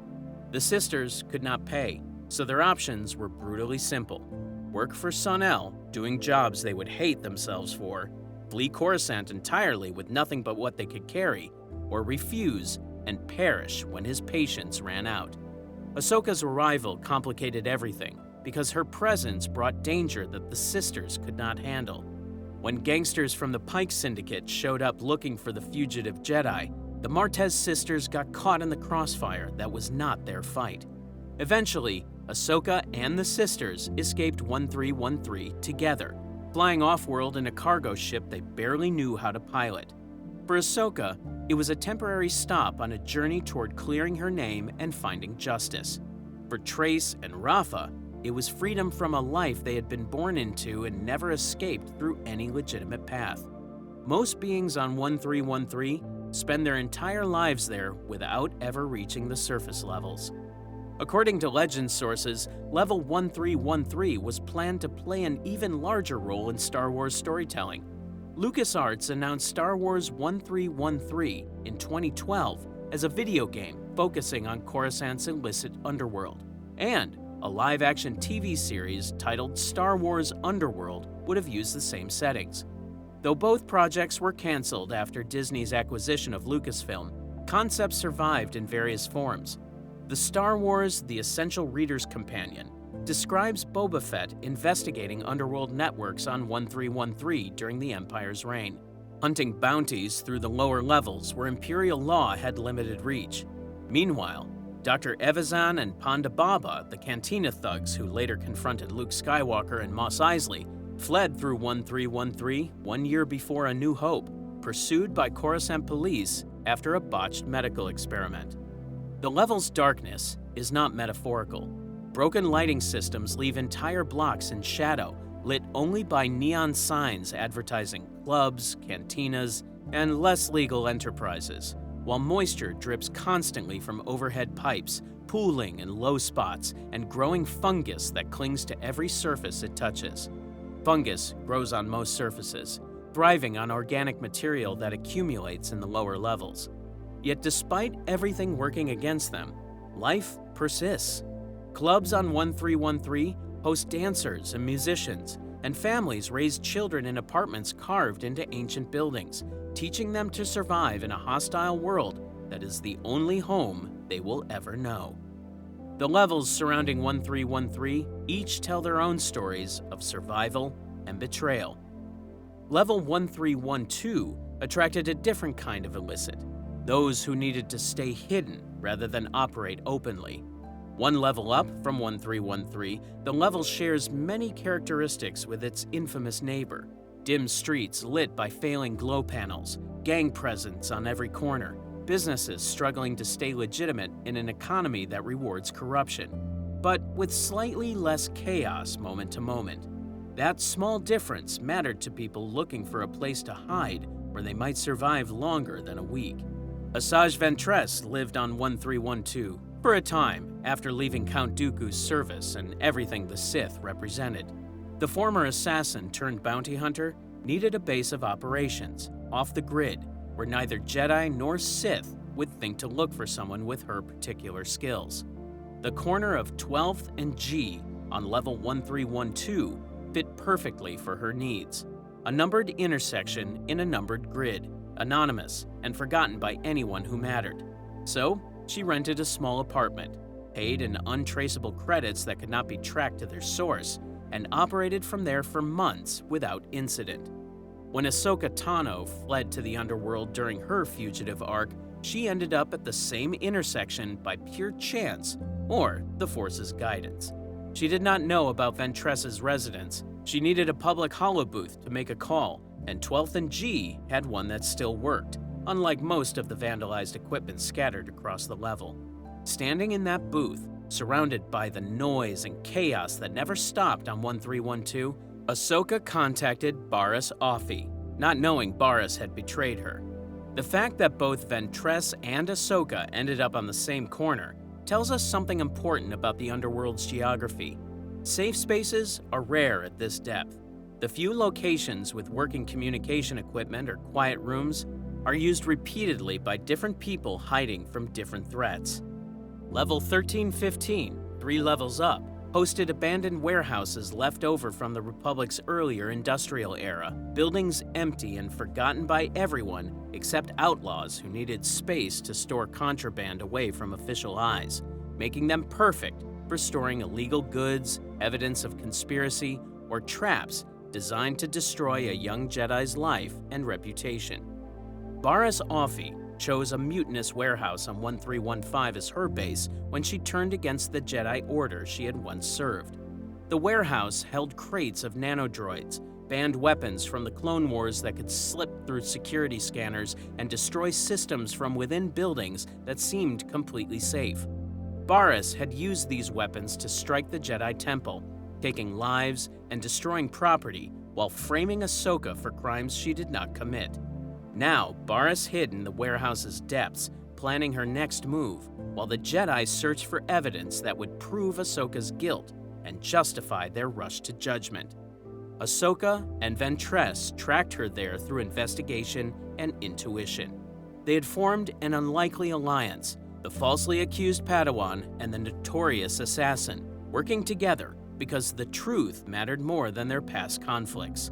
When they reached the warehouse at 1315, they found it brightly lit, with the constant clatter of machinery echoing through the space, with crates stacked 20 feet high, creating a maze where Barriss waited with stolen lightsabers. The confrontation was brief and brutal when it finally came. Barriss ambushed them from above, leaping from a catwalk with lightsabers blazing red, but they were not her lightsabers. She had stolen Ventress's weapons, dual crimson blades that deceived onlookers into believing a Sith was present.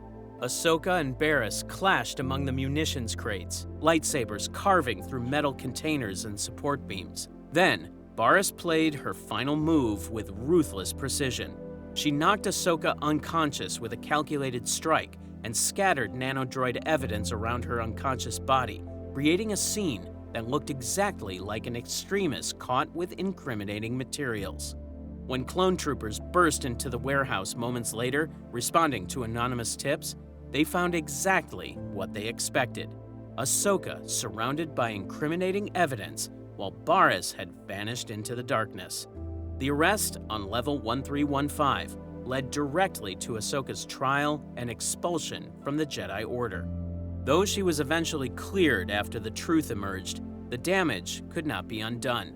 She left the Jedi Order, and the events leading to her departure began in an abandoned warehouse on Level 1315. Level 1315 remained active in Imperial records long after the Clone Wars ended. Security reports note suspicious activity on Level 1315 as a routine entry in daily logs, suggesting illicit operations continued for decades in warehouses that no one bothered to demolish or repurpose for legitimate use. The Clone Wars turned these forgotten levels into stages for personal tragedies that shaped galactic history. Level 1325, 10 levels up from 1315, witnessed another tragedy that the Clone Wars inflicted on those who tried to do the right thing. ARC Trooper CT-5555, known to his brothers as Fives, discovered the truth about Order 66 through investigation and terrible luck. He learned about the inhibitor chips planted in every clone trooper's brain, bioorganic devices designed to turn loyal soldiers into Jedi executioners at Palpatine's command. Fives knew he had to warn someone who could stop the conspiracy, but he needed to find someone he could trust, despite the conspiracy reaching the highest levels of government. He chose Anakin Skywalker and Captain Rex, two beings he believed would listen and act on evidence, even if it implicated the Chancellor himself. Fives arranged a secret meeting on Level 1325, Sector I-9, in a hangar bay far from prying eyes and surveillance systems that reported everything to Palpatine's network. He picked this level deliberately for strategic reasons, deep enough that Senate security would not patrol without a specific reason, but accessible enough that Anakin could reach it without raising suspicion from handlers who watched his movements. In that hangar, Fives presented his evidence about the inhibitor chips and their purpose. He explained the conspiracy to Anakin and Rex, who began to believe his account, despite how impossible it sounded. Then, Coruscant security burst through the hangar doors, responding to a tip from Palpatine's agents. In the chaos and confusion that followed, a security officer struck Fives. He perished in Rex's arms moments later, attempting to warn them about the Chancellor and the chips, but he failed to convey the full message as he fell, leaving Palpatine's plan unopposed. Fives fell on Level 1325, in a hangar that was unmarked and cleaned by security droids within hours. Even in these depths where tragedy struck daily, the underworld's economy continued operating. Level 1329, 4 levels down from 1325, is home to Uret's Mark, a bar with a well-earned reputation as one of the roughest establishments on one of the roughest levels in Coruscant's underworld. That is a claim on a planet where thousands of levels compete for the title of roughest, but Uret's Mark earned every word through consistent service to the galaxy's underworld element and those who hunted them. During the Age of the Empire, Han Solo and Chewbacca spent a week on Level 1329 looking for work that would pay better than their usual smuggling runs. They had arrived on Coruscant hoping to score a lucrative cargo job through connections in the trade guilds, but legitimate opportunities were scarce for known smugglers whose reputations preceded them. So, they descended to the underworld, where nobody asked questions and deals were sealed with handshakes backed by the implicit threat of conflict if anyone broke their word. Uret's Mark became their base of operations during that week, a place to drink cheap ale, eat cheaper food, and wait for the right job to materialize from the stream of outlaws passing through. The bar served fried Nerf nuggets, greasy, salty, and surprisingly edible despite questionable origins. Chewbacca developed a taste for them that Han could not understand, downing plates of the fried meat between drinks of Corellian ale and watching the crowd for opportunities or threats. Han nursed his own drinks slowly, evaluating potential employers and dangers with equal caution, because in places like Uret's Mark, everyone was both. Their week on Level 1329 culminated in a meeting with Alinka Allu, An imperial noblewoman who needed discreet transportation for reasons she would not explain beyond vague references to family business. Han smelled trouble immediately. He always did when jobs came with secrets and nervous clients, but he needed credits badly enough to ignore his instincts. The job went sideways exactly as he'd predicted, but that is a different story. What matters is that Level 1329 facilitated connections that could not happen anywhere else in the galaxy. If Alu had tried hiring smugglers through legitimate channels, she would have been reported to Imperial intelligence within hours by informants who sold information for a steady income. But down on Level 1329, in a dive bar where everyone was guilty of something, she could make her deal in relative peace. Urat's Mark also featured regular brawls that were not planned entertainment. Spontaneous conflict erupted when someone insulted the wrong being or cheated at sabak against someone who did not accept losing gracefully. Below the 1300s, conditions deteriorate beyond what most beings consider survivable. In these levels, Coruscant's conditions become significantly more hazardous. This threshold is not officially marked, but it is recognized by underworld residents. Above it, the lower levels are dangerous but functional, while below it, infrastructure failures and environmental hazards make the levels largely uninhabitable. The levels down here are so old that their construction predates recorded history by thousands of years. The buildings have deteriorated into ruins that remain unstudied due to dangerous conditions, and systems fail in ways that cannot be repaired because no one remembers how they work or what they were supposed to do. The air itself becomes a hazard, growing thinner and more toxic with each level descended, which is why official records list these levels as uninhabitable due to toxic air, structural instability, and other environmental hazards. Yet legends persist about what exists in the deepest levels.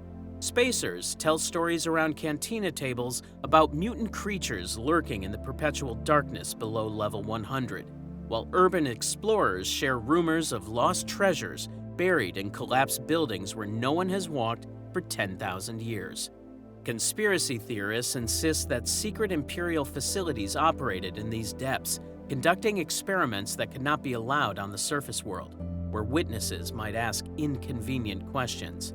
Some of these stories have a basis in fact, though verification is difficult without expeditions into hazardous areas. Most citizens believe they know where Coruscant City ends. They are wrong. Level 5 represents the official floor of habitable Coruscant in most citizens' understanding. Most upper-level residents believe it is the lowest accessible level, and most people never think about the question because they live their entire lives between levels 1000 and 5127, never considering what lies beneath their feet or why it matters. Princess Leia Organa believed level 5 was the bottom, until her friend Amilyn Holdo corrected her during one of their youthful adventures. Young Leia, full of confidence and privilege that came from being raised in palaces, stated with absolute certainty that level 5 was as low as anyone could go. Holdo challenged the assumption, asking where that information came from. Leia's answer, that everyone knew it, revealed the limits of common knowledge even among the galaxy's educated elite. Everyone was wrong about something basic because they had never questioned what they were told, and Holdo delighted in proving it. Level 5 is characterized by deteriorating infrastructure and minimal services. The buildings are utilitarian blocks built during Coruscant's first major expansion thousands of years ago, designed for function over form. They are solid Durasteel and Duraplast construction, built to last for centuries, and they have succeeded far beyond their creators' expectations. People live here out of necessity rather than choice, scraping by in the cheapest housing on the entire planet. The level attracts the desperately poor and those hiding from debts or warrants that would catch up with them on higher levels, where records are checked more carefully. Basic services exist on level 5, but they are unreliable in ways that cost lives when systems fail. Water comes from pipes that should have been replaced centuries ago. Power arrives through junction boxes that spark whenever demand exceeds capacity. And air processing works most of the time, which means sometimes it does not, and residents wake up gasping because the recyclers broke down during the night. Outages happen regularly enough that residents keep emergency supplies and backup plans, knowing they might go days without services that upper-level citizens take completely for granted. The population of Level 5 lives one level above Level 4, which is officially forbidden, and 2 levels above Level 3, which is sealed entirely. The levels below Level 5 exist in official records only as warnings and restricted zones. Young Leia learned that everyone was wrong in the most direct way possible when Amal and Holdo decided they should explore Level 4 during one of their adventures together.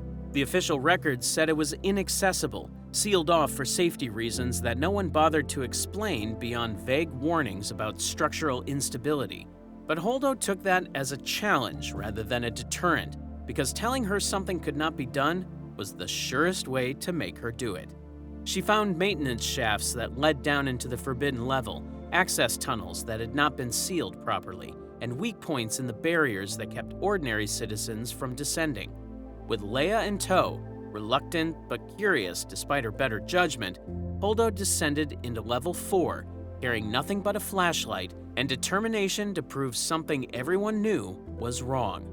The level had no functioning lighting systems, so Holdo's flashlight revealed crumbling architecture and thick dust that made breathing difficult, while the structures showed visible signs of settling under the weight of the levels above with unstable floors and ceilings. Despite the hazards, Holdo searched for the museum she had heard about that supposedly contained artifacts from Coruscant's earliest history. She found it tucked into a forgotten corner of Level 4, a building that predated the Republic by thousands of years. It had been a museum once, hosting artifacts from Coruscant's early history when the planet still had oceans and forests and species that were not human. Now, it stood abandoned and sealed for centuries. Display cases held objects that no one alive remembered the purpose of anymore, while sculptures depicted species that might be extinct or might have evolved into something else. Text plaques explained exhibits in languages that required translation software to read, and even then, the meanings came through garbled and uncertain. Holdo and Leia explored the museum's halls, which contained artifacts from civilizations that predated the Republic. The experience demonstrated that Coruscant's construction had buried entire eras of history beneath newer levels. Levels 2 and 3 remained sealed not just for safety, but for secrets the Empire wanted buried. Below Level 4 lie Levels 3 and 2, officially sealed and designated as completely inaccessible to anyone without special authorization, which is almost impossible to obtain. Security barriers block every known entrance with redundant systems, while droids patrol the few maintenance shafts that descend this far, programmed to turn back anyone who tries to enter and report their attempt to authorities. The official reason given in public records is safety. These levels are structurally unsound, prone to collapse, filled with toxic gases that are fatal within minutes, and devoid of anything worth salvaging. The unofficial reason that circulates in conspiracy theories is much darker. The Empire did not want anyone discovering what was down there. Unverified rumors describe secret facilities on Levels 2 and 3 that operated during the Imperial era. Scientific installations where forbidden experiments took place away from oversight committees, detention centers for political prisoners who were too dangerous to execute but too important to release, and archives containing records the Empire wanted destroyed but could not bring itself to delete because information might become useful again. Whether these rumors contain any truth, or whether they are paranoid fantasies, is impossible to verify without breaching the barriers, and no one who has tried has come back with evidence that settles the question. Some beings did enter, despite the barriers and warnings. Urban explorers and treasure hunters risked everything to descend into the sealed zone, driven by curiosity or greed, or the belief that things forbidden must contain something valuable. A few returned with tales of empty corridors and collapsed structures. Nothing exciting, nothing worth the risk they had taken, while others returned disoriented, unable to clearly describe what they had encountered. Some never returned at all and were reported missing, with Coruscant security investigations finding no leads and the cases being filed as lost to unknown causes. The actual conditions on levels 2 and 3 likely consist of collapsed buildings, toxic leaks, industrial runoff, and possibly feral creatures adapted to the darkness. The lack of verified information has allowed speculation to persist. At the very bottom lies the foundation upon which 25,000 years of civilization were built. Level 1 was the first artificial platform ever built on Coruscant, and now it would end anyone who tried to breathe its air. Constructed over 100,000 years ago, when the planet still had open ground, natural sky, and species living without needing to recycle their air through filtration systems, early settlers, whose names are lost to time, built this level as the foundation for everything that would come after, making decisions that would shape galactic civilization in ways they could never have predicted. They laid down durasteel beams kilometers long and poured duraplast foundations strong enough to support entire city blocks, creating a platform that could hold buildings, streets, and populations measured in millions without collapsing under its own weight. Construction continued upward for 100,000 years as the population grew and available surface area filled. By the time of the Galactic Republic, construction had buried Level 1 under 5,126 additional levels of construction. No natural light reached it anymore, and no fresh air circulated through its ancient corridors. The structures that made up Level 1 had endured for millennia beyond their design parameters, held together by construction methods that are no longer fully understood. Most had collapsed eventually, or been deliberately demolished to make room for supports needed by the levels above. What remained was a wasteland of ancient ruins, more archaeological site than functioning city, preserved only because removing it was more trouble than leaving it alone. The official designation for Level 1 in modern records is uninhabitable, and this time there is no ambiguity about what that means. Multiple surveys over the centuries confirmed that oxygen levels are insufficient to support most forms of life, with the air being a toxic mixture of chemicals leached from decaying construction materials and industrial waste that filtered down over 100,000 years of urban existence. Radiation levels exceeded safe limits because of ancient power systems that were never properly decommissioned, making exploration dangerous even with full environmental suits. Without protection, exposure proves fatal within minutes. Yet Level 1 fascinates scholars who study Coruscant's transformation from planet to ecumenopolis. It represents the beginning of the project covering an entire world and cities, and in the ruins are clues to who the original builders were and why they started this process that consumed everything natural. Beneath Level 1 lies Coruscant's original planetary surface. Level 0 is exactly what the name suggests, the ground level of Coruscant, the planet's original surface, now buried beyond any reasonable hope of reaching it again. This is the original planetary surface where life first evolved billions of years ago. Ancient oceans, shores, and mountains once existed here before construction filled and leveled them. All natural features have been erased, and only archaeological surveys and deep core samples can verify that they ever existed. According to fragmentary records from early surveys, Level 0 receives no illumination from above through 5,000 levels of construction. The only light sources are bioluminescent fungi and chemical reactions in pools of toxic waste, while the temperature remains cold due to the absence of sunlight and the thermal properties of rock that has not been warmed in over 100,000 years. Water exists only as seepage through cracks, contaminated with heavy metals and pollutants. The environment is classified as actively hostile to life. Coruscant is classified as an ecumenopolis, a planet entirely covered by a city. The original planetary surface at Level 0 has been buried under artificial construction for over 100,000 years. One persistent myth claims that mutated creatures live below level 100, things that evolved in the darkness over thousands of years and have never seen light in their entire evolutionary history. These creatures supposedly hunt by sound and smell alone, preying on explorers who descend too far. They are described as having pale, almost translucent skin due to the lack of sunlight, enormous eyes adapted to near-zero light conditions, and large appetites due to food scarcity in the depths. The Coruscanti ogre is one such creature from urban legends. Stories describe it as a massive humanoid standing twice the height of a human, with long arms ending in claws capable of tearing through durasteel like paper.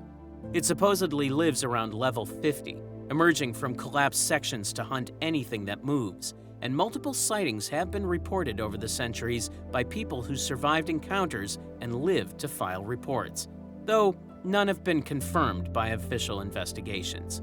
Skeptics argue that the ogre is an urban legend, a story told to scare people away from dangerous levels where they might hurt themselves, while believers point to the missing persons reports and say the ogre is real and hungry for its next meal. Multiple sightings of unidentified creatures near level 0 have been reported over the centuries, none officially confirmed. Other stories speak of failed experiments escaping from Imperial research facilities and breeding in the darkness below. Genetically modified creatures designed as weapons or bioweapons that broke containment and fled into the depths when their handlers lost control. These creatures supposedly breed in the ruins of Level 1, creating populations of mutants that hunt in the ruins. Whether any of this is true is impossible to verify without mounting expeditions into areas where survival is not guaranteed and rescue is not possible. Perhaps the most disturbing legend involves rogue AI operating in the deepest levels. According to this story, ancient droids from Coruscant's early history still function down there, running on power cells that should have fallen millennia ago, but keep working through processes no one understands. We have descended from level 5127 to level 0, covering the full vertical span of Coruscant's construction. The journey included the Senate District and the Jedi Temple at the surface, the entertainment districts in the 3000s, the underworld of the 1300s, and the uninhabitable depths below level 100. Each level represents a different era of construction and function within the Ecumenopolis. Coruscant's vertical expansion over 25,000 years created distinct zones, administrative and wealthy districts at the top, entertainment and commercial levels in the middle, outlaw territories at the lower levels, and uninhabitable ruins at the bottom. The Republic lost half its galaxy to neglect. The Empire lost all of its galaxy to something else. The reasons the Empire fell are not the reasons most fans assume, and the breakdown of how it actually happened is one of the deeper threads on the channel. Watch the real reasons the Empire lost the Galactic Civil War next.